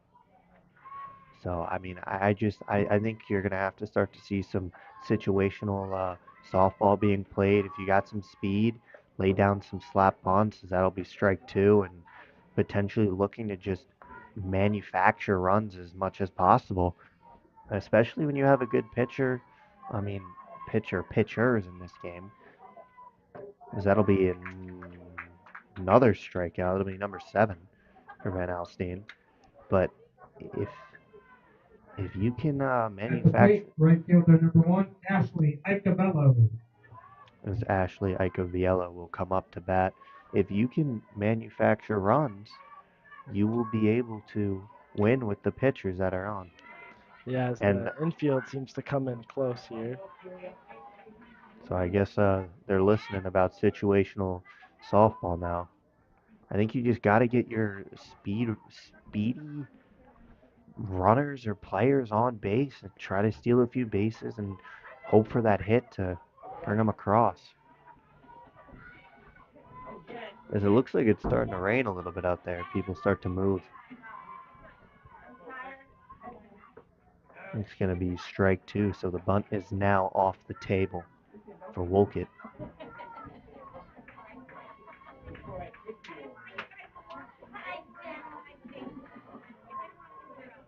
Woof! And another strikeout for Van Alstyne. That is her 8th straight. Back to the top of the order with number 2, Jalen Belleville.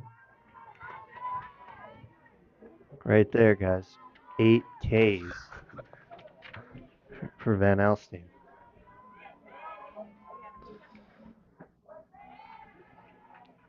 Starts off with another strike here.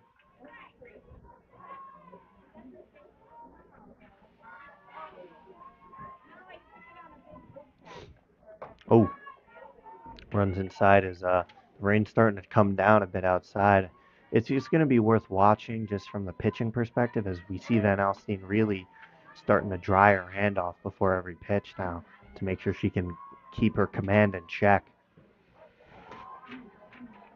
And it also looks like it's taking a little bit of velocity off as she's got to make sure she's holding on to that softball and not losing it.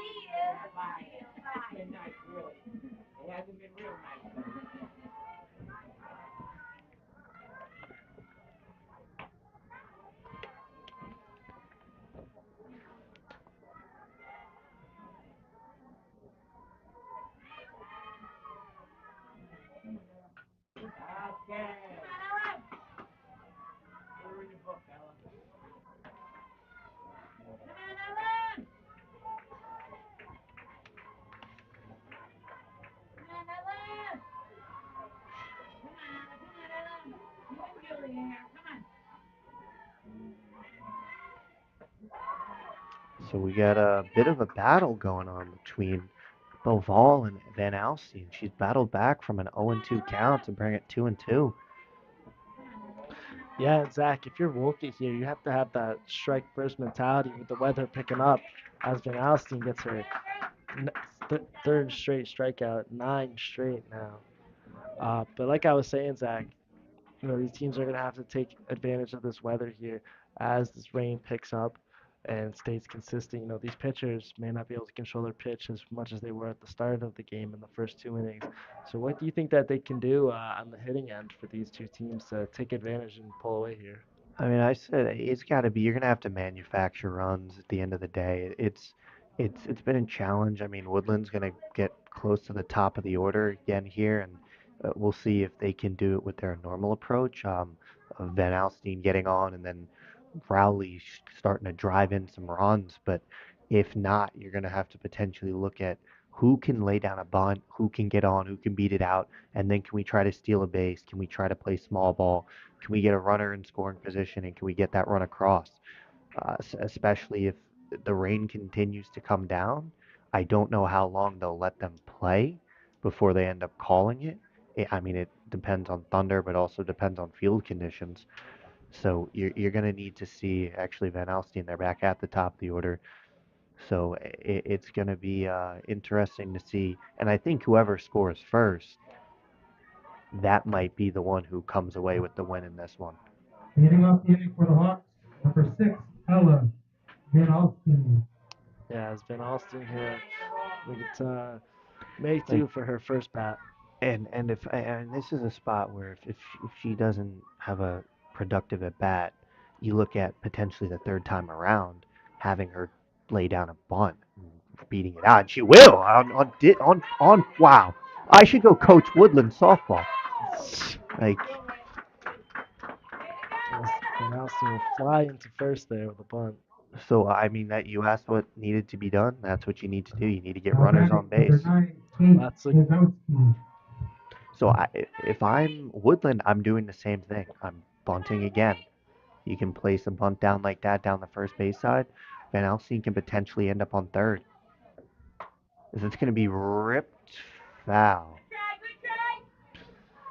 But I would try to take away that double play ball, lay down a bunt, get Van Alstyne the second, and then you have Julia Rowley coming up who can you want that's who you want to have runners in scoring position. It's all about manufacturing runs, and I think that's how you're going to win if you're either team. Van Alstyne's going to go takes for a off, steal. and she will steal second pretty easily there. So Van Alstyne is trying to get herself her own insurance runs here.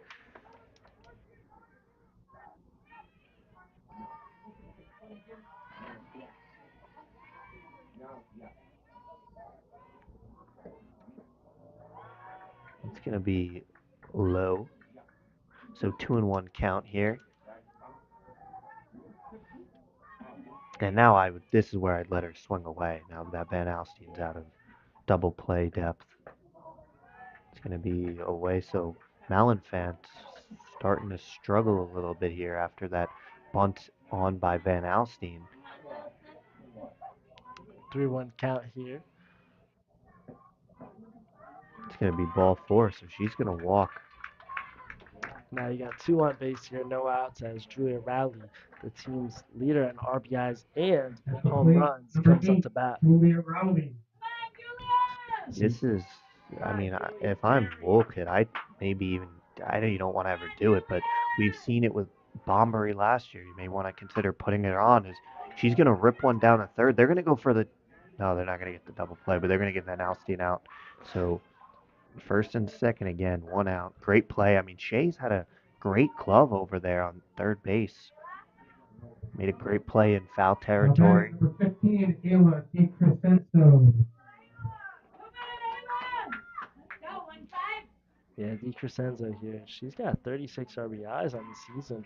And another big opportunity as Woodland's got two runners on base. Where I'd consider a slap bunt. Advance the runners and potentially get another runner on. 2 balls there that they are firing here. A pretty big season so far for DiCrescenzo, who is only a sophomore.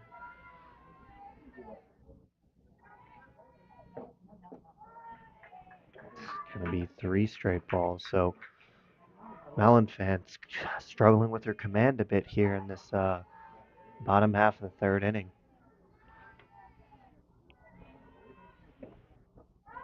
It's going to be another walk. So bases are juiced here with 1 out.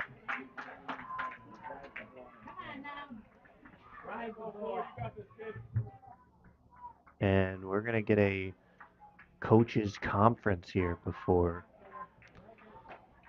Caitlin Braun comes up to bat. At the plate, number 4, Caitlin Braun. And this is not an ideal matchup here for Wolcott. Braun with a 486 batting average, 36 hits on the year, and 37 RBIs. A huge chance here for Woodland to take this lead in the bottom of this third inning with only 1 out. Well, this would be a big spot for Malenfant to get a strikeout. That's going to be ripped foul. So a breath of fresh air if you're Wolcott and Malenfant there, as that one would have scored potentially 2 or 3 there, as it was right by that third base line.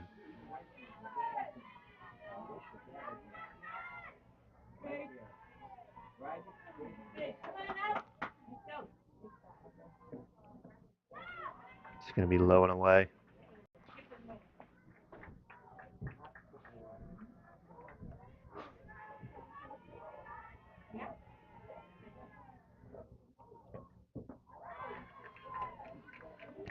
Yeah, something to take note of here, Zach, with whether this rain picking up weather could really become an issue, and they need to reach 5 innings for this game to become official.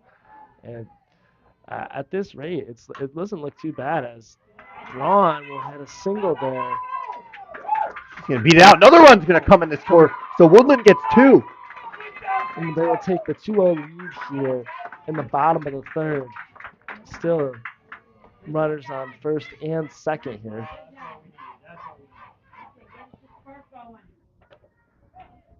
Huge hit there for Woodland. So, I mean, it was Now batting number 3, Paige Charmati. It was a good play by Spina to keep it in the infield, but just really bounced off her glove and she wasn't able to recover and get back to it. That's probably going to be the second error, as that's going to be ripped into the gap and that's going to get through. So Woodland's going to get a chance to score here too. Braun's going to come. She's going to be she's going to be waved around third. It'll be a triple for Chiramante there, as Woodland will extend their lead to 4-0 here at the bottom of this third. A huge triple there from Chiramante to break 2 in.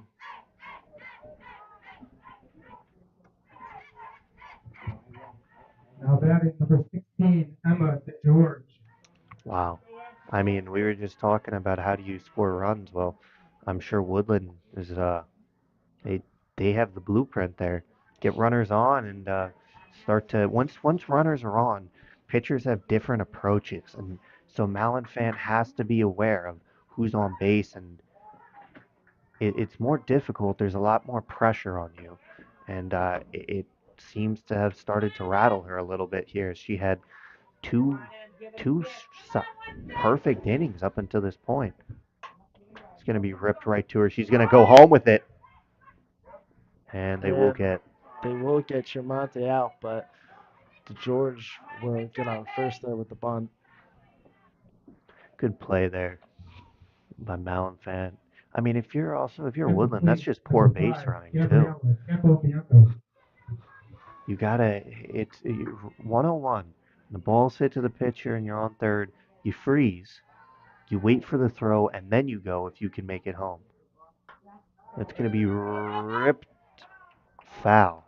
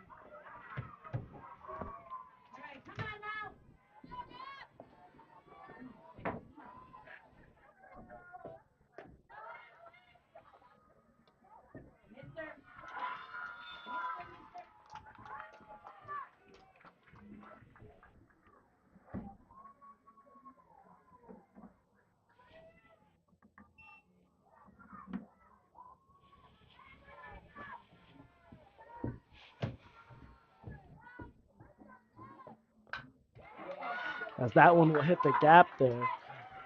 And Capobianco will bring one in there on another run hit for Woodland, and she'll walk onto a double there on second base. Huge hit there for Woodland. Well, Woodland goes up 5-0.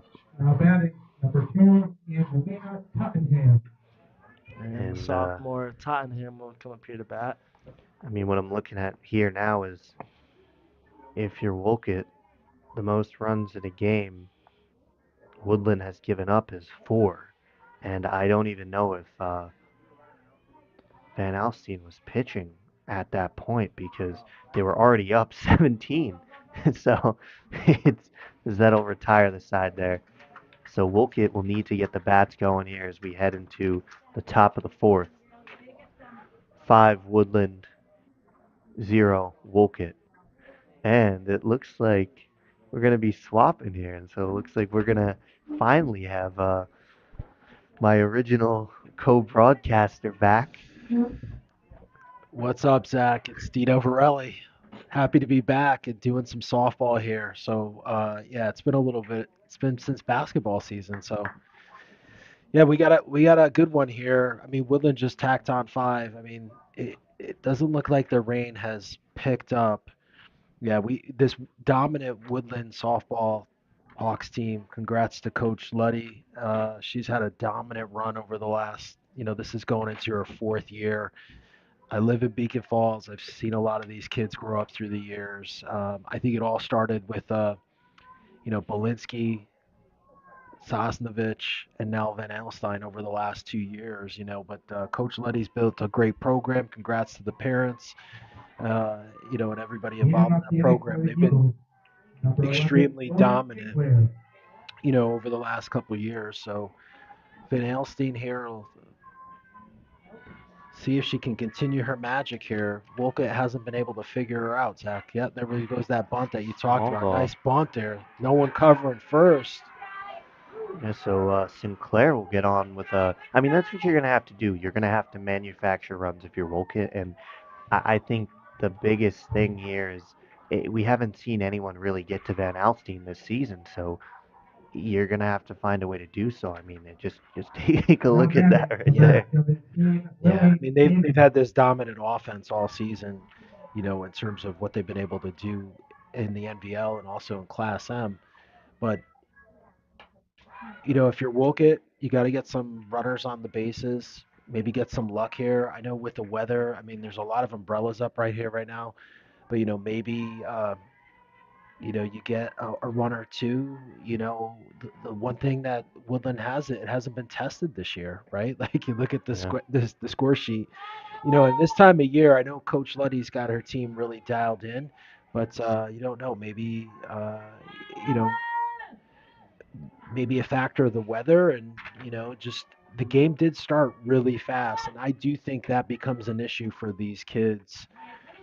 Not in their routines in terms of what they usually are accustomed to. So it's been a pretty tight game up until the last inning. So let's see here if Will can put some runs on the board. That's going to be strike two. Yeah, I think the biggest thing to your point is that we've seen with other sports is there's been a lot of teams that we've covered that have been great, but they haven't been tested, and so that can be an issue potentially rolling into states and rolling into the championships. I don't know how that wasn't a strike, but that'll make the there was a Was a strike. strike, Okay. yeah. So another strikeout for Van Alstyne. She's up to 10.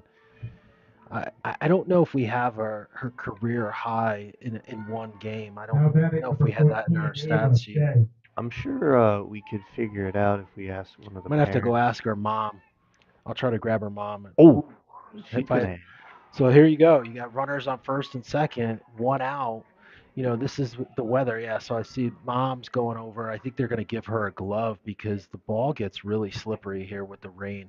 I mean, it's not, and this is a little bit of annoyance here, Zach. It's not pouring, but it's raining. It's Yeah, steady. it's You, starting to come down a bit if you look out the window. It's yeah. At the plate, number 7, Leah Ladd. And it looks like we might have a substitution for Wolcott. We've got a player warming up on the baseball field. So let's see here if Wolcott got two base runners on, first and second, one out here, if they can make something happen here. Well, it Strike looks like one. the glove strategy's starting to pay off. The one thing you gotta be careful of here if you're Van Alstyne is you can't over pitch now because it's so wet. You want to Yeah, keep command, and I think that's what happened where she just beamed Shea. yeah. And she throws pretty hard, Zach. I know we don't have a radar gun here, but the majority of this game, Wolcott has been late swinging. Um, there's not many pitchers probably in the league that have Van Alstyne's velocity. I know they lost a couple pitchers last year. We had the girl who was actually at Wolcott here last year who was a hell of a pitcher. I think she ended up going to Adelphi. There we go, another bunt, but Wow. double play. Wow, Van Alstyne gets out of the inning. Great job there by Van Alstyne to kind of settle down and get out of that inning, Zach.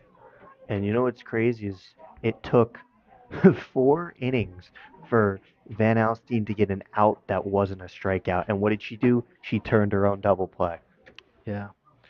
So talk a little bit while we have some time here, Zach. Let's talk about our sponsors. One thing that's great about Project Purple Sports, we bring high school sports streaming and get into communities all over Connecticut and all over the country. But this couldn't be done without our sponsors. And one of them that's a big part of everything we do at Project Purple is New Balance. And we're super excited to have New Balance along on this journey, providing student athletes with apparel, with support from an apparel standpoint to raise awareness not only for their school spirit, but also our mission here at Project Purple. So thank you to New Balance for their support of Project Purple Sports. And here in Connecticut, we love records, and we set a record a couple years ago establishing what will become the state's largest high-risk screening and surveillance program with a gift of $750,000 to Hartford Healthcare, which is the largest grant in the state of Connecticut for pancreatic cancer research. So thank you to Hartford Healthcare for all their support of what we do, and they're a great partner here in the state of Connecticut.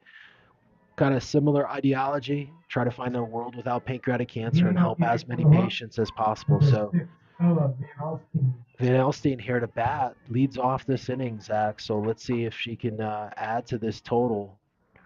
Well, she actually got it started as that's going to go out and foul. She got it started in the last inning where she finally broke through with a bunt to get on base, and she just got everything. I mean, that kind of opened the floodgates there for Woodland. The first time at bat, though, she worked that count. I think she had like 7 foul balls, and she's going to bunt again. That's That's a beautiful. great bunt. Textbook. Didn't even spin there, Zach. It was almost like a knuckleball. Yeah. Kind of what you would expect, from a Division One softball player, Zach. What we've seen today, similar to what we saw last year in these NVLs. You mentioned Bomberry. Yeah, she's really got quick feet. She's a really good athlete. I know Now she batting, trains number 9, at a Kate friend of ours, Borowski. Bottom Nine in Yes, Seymour. yes. Yeah. Shout out to Bottom Nine.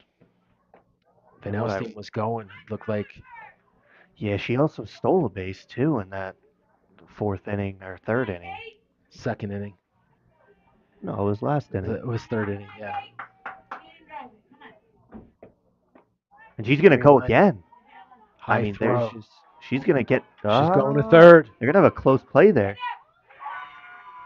She's safe. So double steal for Van Alstyne. The Wow. wheels. She's doing it all here, Zach. 10 Yeah. Ks, 3 stolen bases now, and 2 textbook bunts. That's 2 hits. I mean, she Yeah. has a 1.9 OPS, which is it's unheard of. I mean, like I know it is. Like if you look at even some of the best like prospects for baseball and softball, it's really hard to have that 1.9 OPS because you need to get on pretty much almost every time, and that's going to be ripped. I don't know if that'll be deep enough to bring Van Alstyne in, and that's Oh, going to be it's another short. error. So Van Alstyne will come in to score, and that's going to be the third error for Lily Spina today. Yeah, Wolcott has not done themselves any favors in the field there with a couple of those key errors there.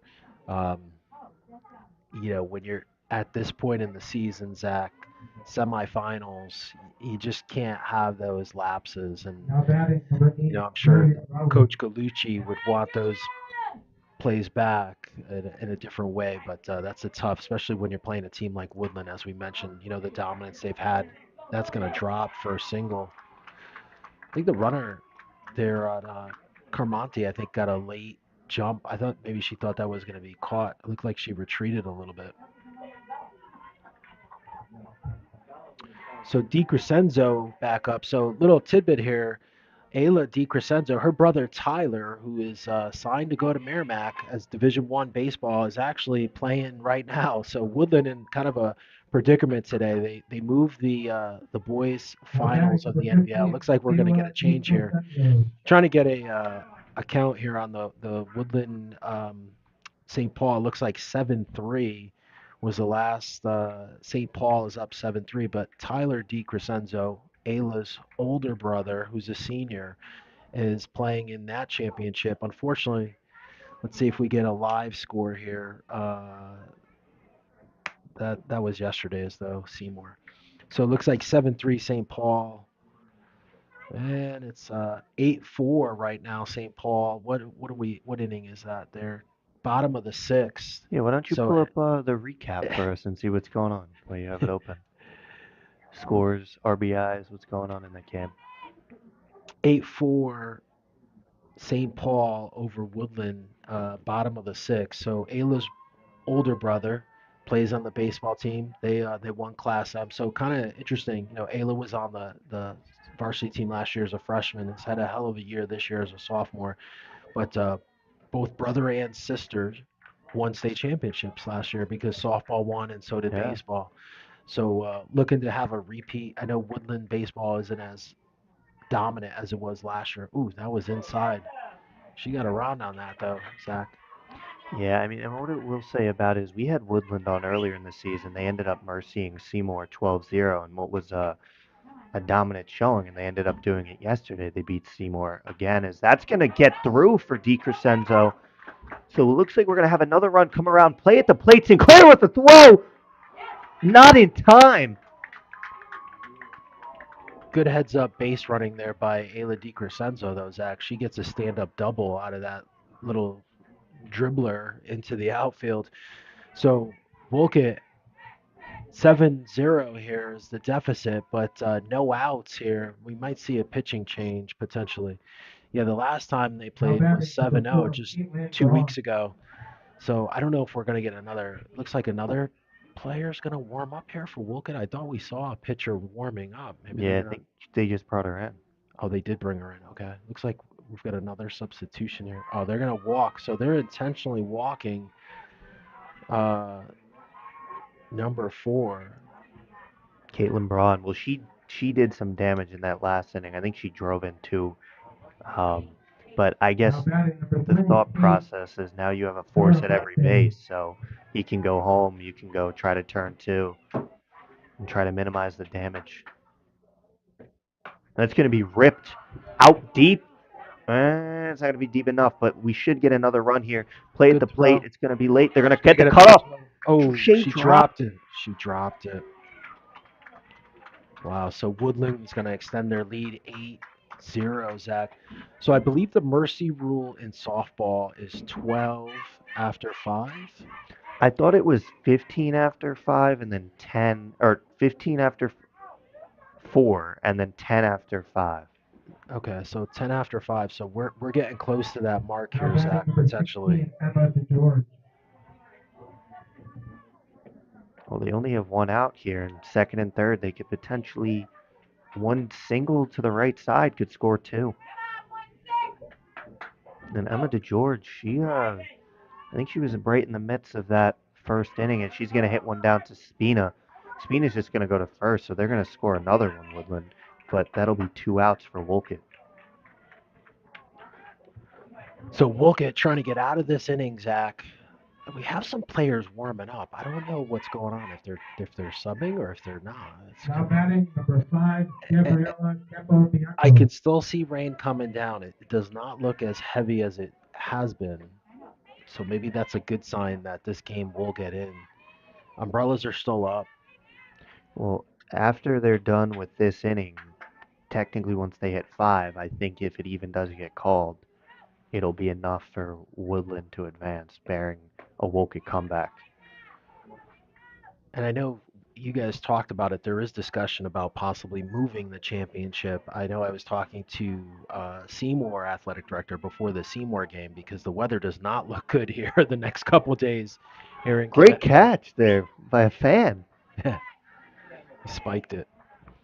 So depending on weather will determine whether I know the CIAC has a pretty hard rule that they have to be done, I believe, by Saturday. So boys did move to today, so that's going to be an easy out. So at the end of 4, Woodland is up 9-0. 9-0. Yeah. I mean, I'm just looking at it. Like, as you mentioned, the best day would be Friday if you could get it in. I mean, Thursday, well, I mean, you may be able to play Thursday, but Friday will be the warmest to potentially dry any rain up. You may have to look at an early start, though, on Friday. We will be covering that game, weather permitting. We don't know what's going to happen, but Saturday would probably be the worst day, and we'll see the winner of this one taking on St. Paul. Yeah, so it looks like that's Brian Shackman over there from, I think he is a CT Connecticut guy. He doesn't even have his umbrella open, and he's got a big camera, Zach. He's putting us to shame here. It looks like the coaches are talking here, possibly not the coaches, but it looks like athletic director for Wolcott is maybe talking to the Woodland coaching staff here as Leading off the inning for the Eagles, number 5, Gabby Romanowskis. Yeah, I think the biggest thing is it's just the field conditions. You don't want to see anyone get hurt, but like if it starts to get super muddy, it looks like it is starting to, you know. yeah, the field is starting to get really dark here. Van Alstyne, strike 1. I mean, But player safety actually comes before any yeah, wins, losses here, championships and all that. And God forbid, like to your point, especially with the field and the clay and the mud. I mean, I could see if it gets really thick here, you don't want a kid, blowing out a knee or an Achilles or something, getting hurt that way, a lower leg injury, I guess, by getting stuck in the mud. I say especially with the pitchers when they explode off the rubber, if they Yeah. land and slip a little bit on that plant Yeah. foot. Yeah. I know we saw Van Alstyne's mom bring out a towel, and it seems like since that point, Zach, her control has been pretty good. That's 11 strikeouts for Van Alstyne. We'll put up the strikeout thing in front of the camera there. She's got 11.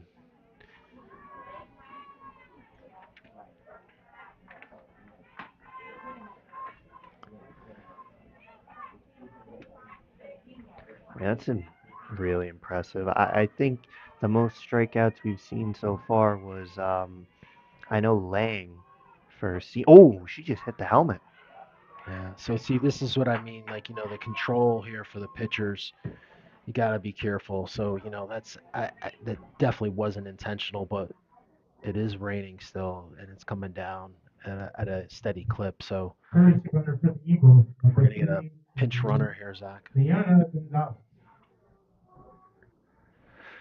Now So batting for Zach, the Eagles, I'm going to number hand this 21, back Liz over Valencia. to Luke here, but I just want to thank everybody for tuning in. Make sure to subscribe to Project Purple Sports. I know we're working on some really great stuff for next school year. We'll be making some announcements, getting into more sports, more districts, more states, More potentially, everything. more everything. So if you're interested in getting your school involved, whether that means awareness events or, live streaming, having us come to your community, make sure to check out our website, email us at info@projectpurple.org.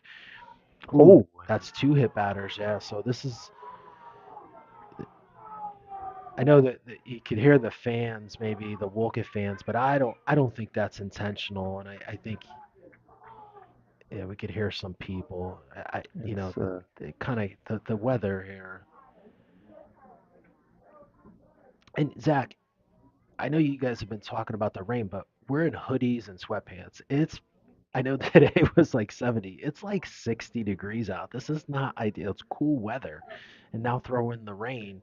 It's like cold and nasty, man. This is yeah, not fun weather to play in. it's your normal northeast weather. I mean, Yeah. normally we're used to seeing this Now way batting, early in number the 1, spring Ashley Icabello. or way late in the fall, but we kind of like it's reversed right now. Yeah. Yeah. All right, so I'm going to hand this back over to Luke, and thank you guys for tuning in. Make sure to subscribe to Project Purple Sports on Twitter and on YouTube.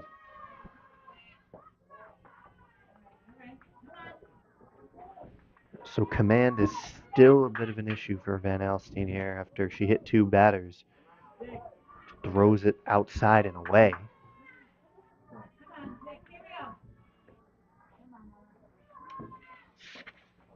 You're looking for the bunt and then the throwback, so I think she'll get a strike there. And we have Ashley Iacoviello coming up to bat. Well, she's been up in the box, but she's a 1-1 count here with 2 on. Looking to make some noise here for Wolcott to kind of get things going offensively. She's going to get a bunt down, but that's going to go foul. So 2 strikes. Van Alstyne recuperating after hitting 2 batters here.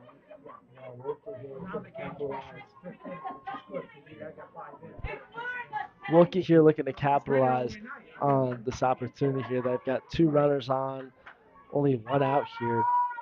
Looking to get back in this game here. Yeah, they're going to need to start doing it now because I don't know how much longer they'll let them play. And they're also close to that mercy rule, up and in. And they're going to get them in a rundown here. So Wolcott's stuck.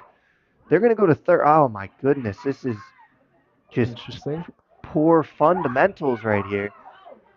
As They don't get anyone. I guess, I don't know what he was doing. interesting choice to go to go to third there. Yeah, you should have at least got one there. I mean, I guess you didn't let the runner advance, but you can't. You got to get That's one of someone. those wasted opportunities that in a game that's close to being over like this one, you know, you got to take advantage of that, especially with 1 out, 2 runners on, 2 strikes, 2 balls. Especially as Van Alstyne hasn't been able to maintain her command here. Hit 2, was up 1-2, just threw 2 balls inside, full count here. This is a big batter here if you're Van Alstyne. You're gonna hope for a strikeout or at least some sort of form of out. You don't want to walk another. And it's gonna be right down the middle. Strike him out. Throw him out there for Woodland, and they're out of the inning. A huge play here for Woodland. Great throw by Rowley there after the strikeout from Van Alstyne. As Woodland now with a chance to mercy rule Wolcott here as they're up 9-0, bottom of the fifth. This game is very close to being over here. Woodland can close it out in this inning. Yeah, I think it's 15 for softball. Actually, it's the fifth. So if they score one run, it's over. Which I think we just gotta watch. I mean, officials anyways. We saw two batters get hit there. It's a little not ideal for softball. Yeah, like weather permitting, like this game is supposed to go to 7 innings without a mercy rule. So I'm curious how the officials and the, you know, those in command here will decide to go about this game as this rain continues. It's not too heavy, but again, it is raining and it is continuing. So I'm curious how they will go about that. Yeah, it's just been consistent and Leading up the inning for the Hawks, number 2, Angelina Tottenham. as Tottenham comes up to bat. I mean, the biggest thing is right, like it's that player safety factor. I mean, it's also 9-0. As Tottenham, it's the first pitch strike.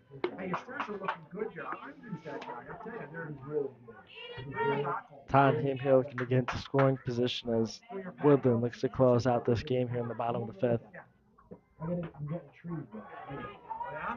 Yeah, and it looks like they read the scouting report on her, potentially being a slap bunter, just a bunter in general, as they're moved in really close, the infield. Tottenham's going to fly that back foul, and that's going to go towards us. So she falls behind on the count 1-2.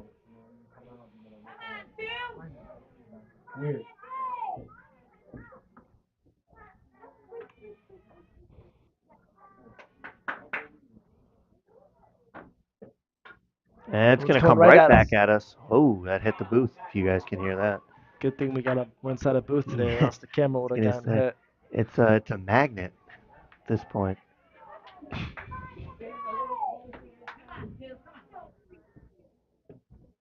It's going to be low. So count 2-2 here to Tottenham.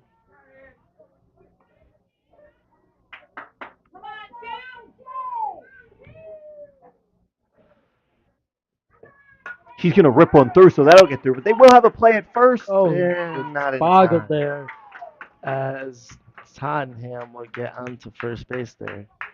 Back to the top of the order with number 6, Ella Van Alstyne. Well, it's I mean, I guess if you have to pick the MVP of today's game, she's in the box right now. 12 Ks, 2 hits, 3 stolen bases, 2 runs scored. And chance to bring another runner in here. She's going to get a hold of one. That's going to go way back. Sinclair is not going to get it. So she's right on top of. Oh my God, she just might have got her thrown out at third. And she did. Wow. So Tottenham will get thrown out at third after Van Alstyne hit an amazing double to center field there. She caught up to Tottenham, who is only a sophomore. Yeah, it's just, I mean, that's just poor fundamentals on both sides. For Tottenham, you want to get a little bit further up, especially when a ball's hit that back. You want to be about, I would say, 3/4 of the way to second base, right? And that's where you want to freeze and you want to wait to see, because if Sinclair caught that, all of her momentum is going the other way. I know they were looking for her to tag up, but Van Alstyne's just going to run and it's going to get through. Van Alstyne's going to make the turn. She's going to come home and it's going to be no throw. So that'll be the 10th run here, and that should do it. If everything is correct, maybe. No, I guess not. Isn't mercy rule 10 in the 5th? Maybe they will be playing this inning out here.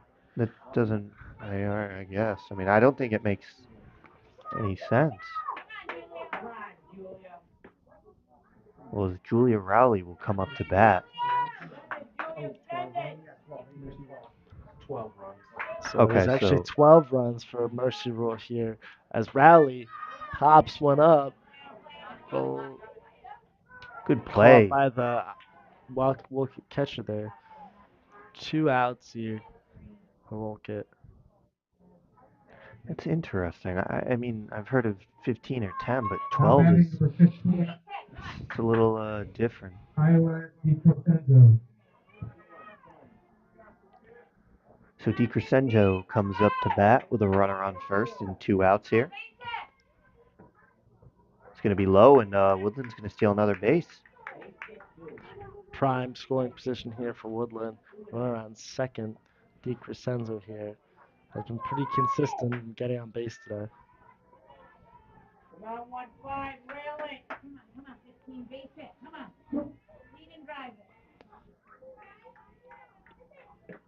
It's going to be outside, so DiCrescenzo will watch another one come through.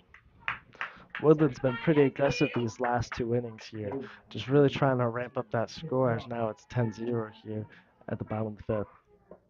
Yeah, they're trying to manufacture their own runs, which it's been working and it's been paying off for them. I mean, that's kind of the theme we were seeing. We knew Van Alstyne was going to pitch a gem. It was just more of could Woodland's offense wake up and support that? And they have. Is that'll be a walk in 4 pitches to DiCrescenzo. So first and second here, and that should bring up Caitlin Braun, if I'm not mistaken. Now batting number 4, Caitlin Braun. She was Yeah. intentionally walked last inning. Well, she has a chance to drive in some more runs here. We saw her drive in 2 earlier in the game, part of that big 3rd inning, and she's going to rip the first pitch, and that should be a can of corn for the second baseman, and that's retired.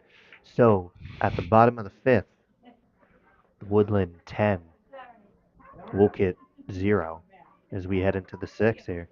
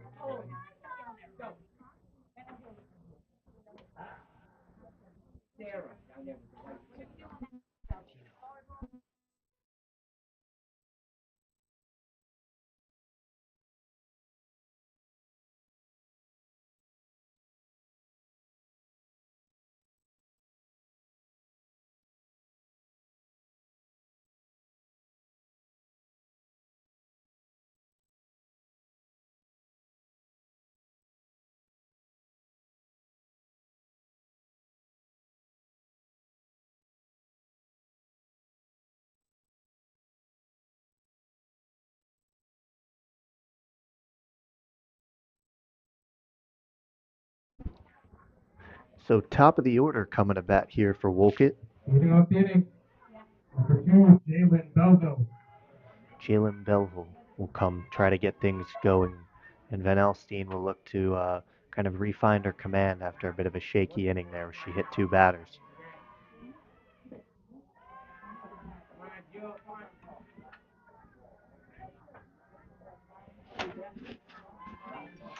And coming in the final score here from the NVL final for baseball, St. Paul 9, Woodland 4. It's going to be ripped by Belvon. It's going to go off of Braun's foot.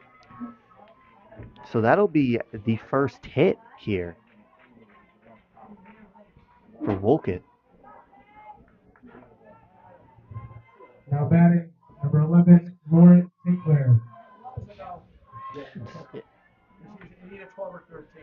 And if things carry over to how they are now with the current score, Woodland and St. Paul will be facing up in softball as well, so maybe they can avenge their baseball.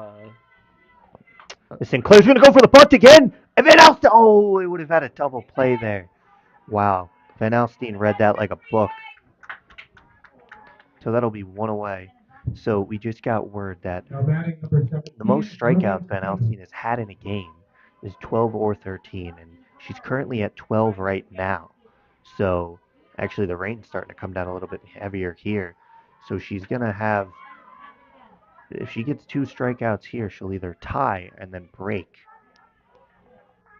her career or her strikeouts for most in the game. So that's an interesting storyline to follow.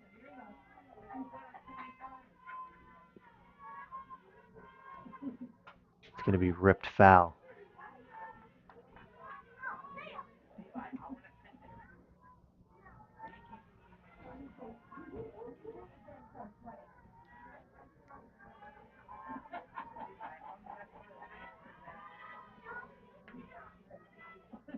Oh, Van Alstyne didn't get much of that one. That one just rolled out of her hand.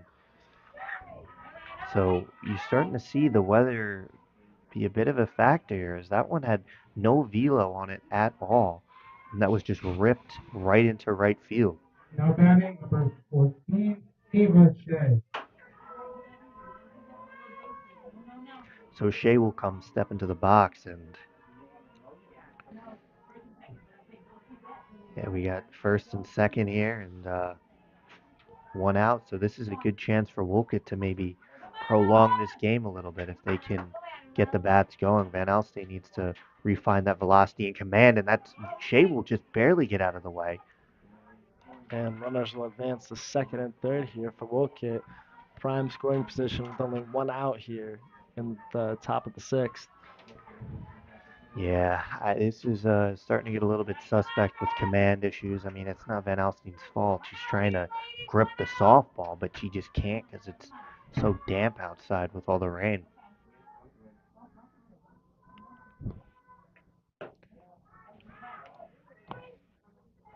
Almost strike him out, throw him out there. Well, not strike him out, throw him out, but throw him out. And so it's a 2-0 count. Van Alstyne's been really keeping Shea pitching her in. And finally, there's a strike for Van Alstyne.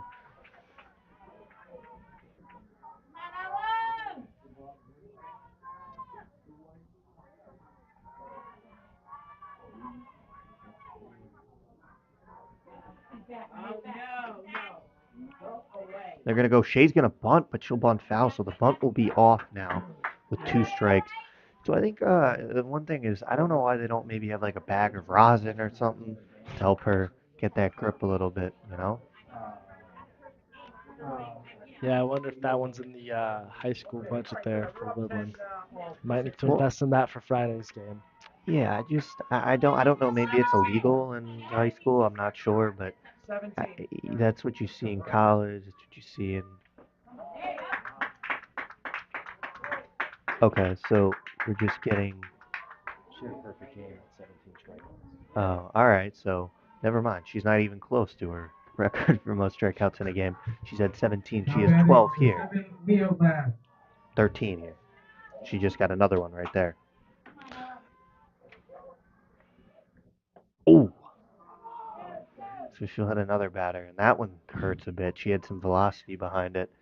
So that's her third one in a game, and that'll load the bases here for Wolcott with 2 outs.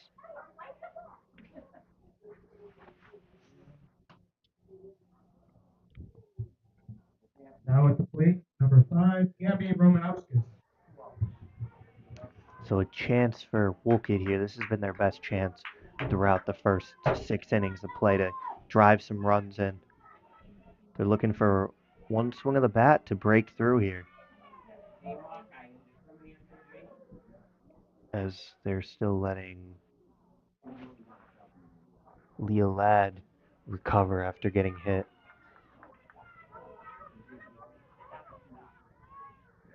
So Van Alstyne's going to need to calm down, find her command here. And if you're Wolcott, you're looking to put one across and finally break that 0 off the board. Going for the tag there at third. Marked safe there. As Woodland here with a chance to kind of close this inning out. 2 outs. Bases juice though. Yeah, I do like Rowley keep throwing down the third, trying to, so that'll be another strike by Van Alstyne, trying to give her pitcher some help here and keep the runner as close to third as you can, you know. command. It's been a little bit challenging here at times, especially with all this rain coming down. But Van Alstyne has a chance here to strike her out and get out of the inning. It's just going to be fought off.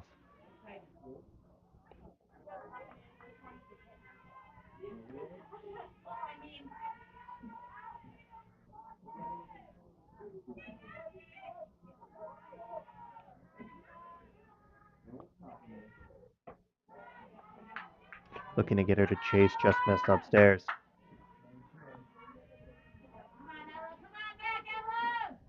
Looking for that 14th strikeout. Van Alstyne wheels. Just misses inside. It counts 2-2 here. Bases are loaded. Top of the sixth, 2 outs. Wolcott looking to finally get something across here and start to build a little bit of a comeback. Van Alstyne will shut that down with her 14th strikeout of the game. The So we'll shutout head. continues for Woodland. It does, and we'll head to the bottom of the sixth. They did finally break that no-hitter that she had going with 2 there in the sixth. But, I mean, Wolcott needs to prevent Woodland from plating 2 in order to get another chance to score 10.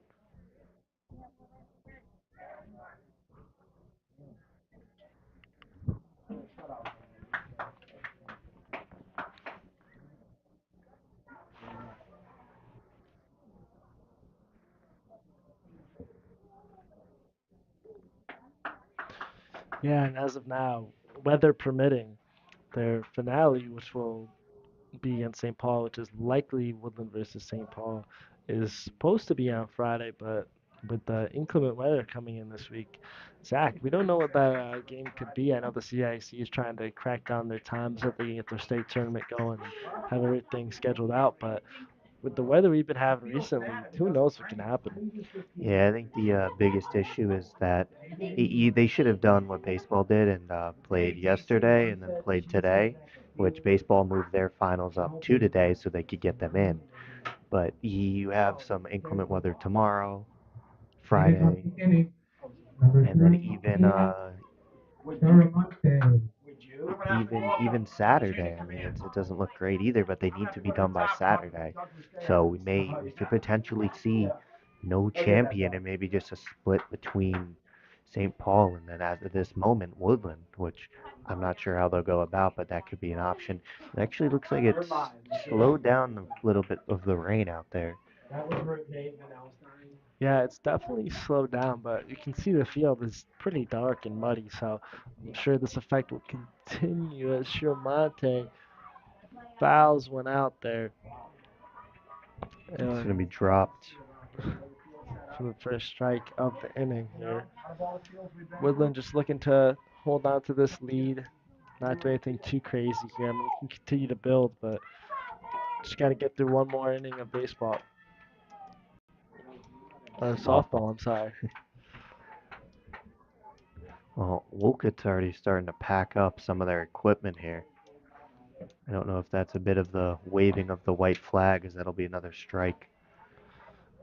Yeah, I think the writing might be on the wall for them here. You know, but they have one inning left here It's going to be come ripped back. by Chiamonte. That'll be a great play. First out there for Wolcott. Needing a strong defensive performance in the 6th inning. Now batting number 16, Emma DeGeorge.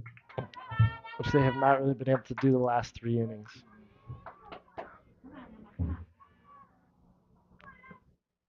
It's going to be, what a play there by the first baseman. Da-na-na, na-na-na. 2 away here for Woodland, or for Wolcott in the bottom of the 6th. Now batting number 5, Gabriella. Yeah, Zach, you gotta wonder, like, if that fast start at the game really impacted this Wolcott team. I mean, I know they were here a little bit earlier. You know, being the home team, you have that liberty of being close enough to get here early and warm up. But they really skipped around a lot with the starting, of the game and got it going quick. So you think that had like kind of an effect on them, on this team, and riled them up a little bit? Maybe just didn't give them the right preparation time. I mean, here's what I will say, right? I could see Woodland coming out and starting a little bit slow, because they showed up like I want to say probably 35 to 40 minutes before game time. But if you're Wolcott, you were warming up in that third or fourth inning of that first game, so it's like you should be more prepared than Woodland was, right? I know it's going to have an impact on both teams regardless, but you need to.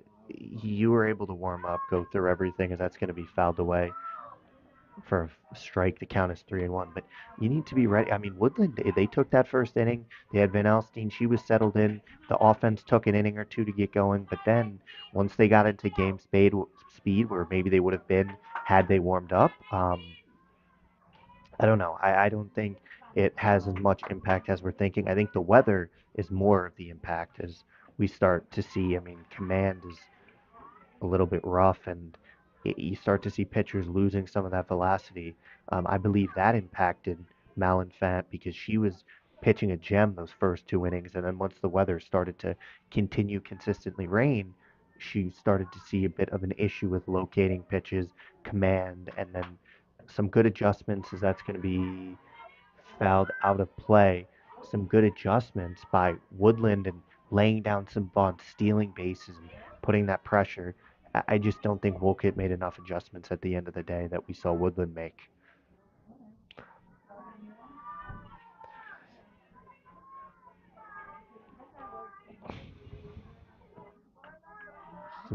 Another foul ball. Foul ball into the crowd there. And yeah, Zach, I mean, Woodland's just been a very dominant team this whole season. I mean, their closest game was 2 runs, and that happened once against Seymour, who we just watched. It was a very good team, made the semifinals. Most of their games have, and actually there'll be a strikeout there for Wolcott, and this inning will come to a close. But yeah, Zach, all of Woodland's games have been either shutouts or just total blowouts with 10-1. I see 14-1 here, 25-2. So they really have controlled every game defensively. Yeah, I mean, when you have a pitcher who has a .7 ERA and 207 strikeouts on the year, i- that's pretty much all you need. I mean, like we saw kind of the reverse effect, right, with Naugatuck last year. They had Bombery, who you had to intentionally walk her because she was going to hit a home run and she would keep you in games. But it's really tough. I mean, they've been a juggernaut this season. They have two D1 players. They have two players with over 38 RBIs on the season. I mean, that's more than some teams score in a season, right? Like if you look at that from that perspective, it's challenging. I tip my cap to Wolcott for coming out here and competing for 7 innings. I mean, a lot of teams did not make it 7 innings if you look at the records right here and just the final scores. So Leading off the inning, number 4, Braden Huey. you're gonna have to get the bats going. Wolcott's 3 outs away from getting ready for states, and Woodland's 3 outs away from punching their ticket to the NVL championship against St. Paul. Yeah, and as we continue with this game and as it comes to a close, and Van Alstine will get a strike there, make sure to subscribe and follow to get updated on this week's upcoming final. Subscribe to our YouTube channel and follow our Twitter at Project Purple Sports. where And Woodland will take on St. Paul in the NVL final, banning any miracles in today's game. yeah, you know what I will say is interesting is we were told 17 is her career high in a game. Well, she has 14 and three outs left to get, so make that And 15. that's 15 now. I'm gonna need a bigger paper soon. Very impressive performance from Van Now Alstine. batting, number 21, Liv D'Alessio. I mean, I'm just trying to think. I don't know. Like the only, and not to compare two different sports, like comparing apples to oranges, but the only other time I've seen a more dominant player or team is got to be Notre Dame prep basketball. And that's kind of the comparison. They're just on different levels, like these two teams, these two programs. And it's going to be another strike. Yeah, Zach, another comparison I can make. I'm pretty sure my T-ball team back in the day really blew out a lot of the competition that was in the Beacon Falls area. Oh, that one really got away from her. She skipped it home. Yeah, but I mean, as a team, when we watch them play, they just, I mean, if you look at their schedule, it's just juggernaut, just like Woodland is right now for softball. But I don't want to compare apples to oranges. Make that 16 strikeouts for Van Alstyne. One away from tying her own record here. Another K on the sheet as we get a nice run through Now from our batting number 1, amazing Ashley cameraman. Mangamello. As we are 1 out away from closing out this game and signing off.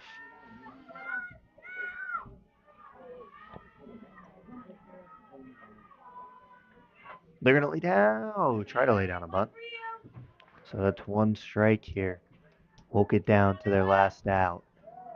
Woodland 1 out away from punching their ticket to the NVL championship, trying to ride on the back of Ella Van Alstyne, who's done it on the mound, who's done it at the plate, who's done it stealing bases.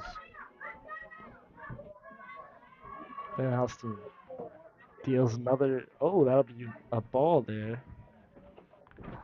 High Little up. outside there. Yeah. I mean, we've seen two different strike zones with the two different umpire crews we've had.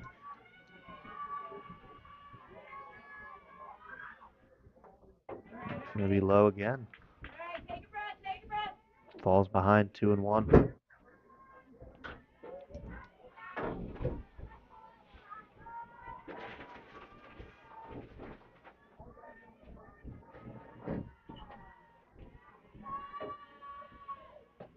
And that's strike 2.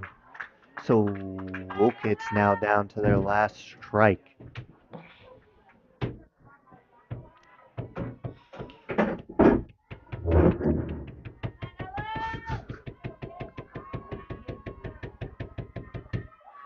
Payoff pitch. High. Full count. I mean, I think the whole world knows what she's going for here. Straight gas. She has 16. She's looking for her 17th right here. And She she'll will get it. A career high tied her personal record of 17 strikeouts in this Final NVL score, semifinal game. Woodland 10, Wolcott 0. Woodland moves on to play St. Paul in the NVL championship game. So, I mean, that's impressive. Let's flash that on the screen one more time.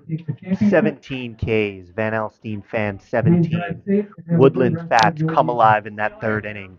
10-0, the final here. And Woodland has a date with St. Paul currently Friday at 6:30, but that looks like that may get moved. So make sure you guys subscribe to our channel, follow us on Twitter, and just be on the lookout for updates. We will be doing that game, weather permitting. We appreciate you guys for tuning in and spending your time with us. And This was Luke. and this was Zach. That wasn't what I was going to do, but signing off from Project Purple Sports. Until next time.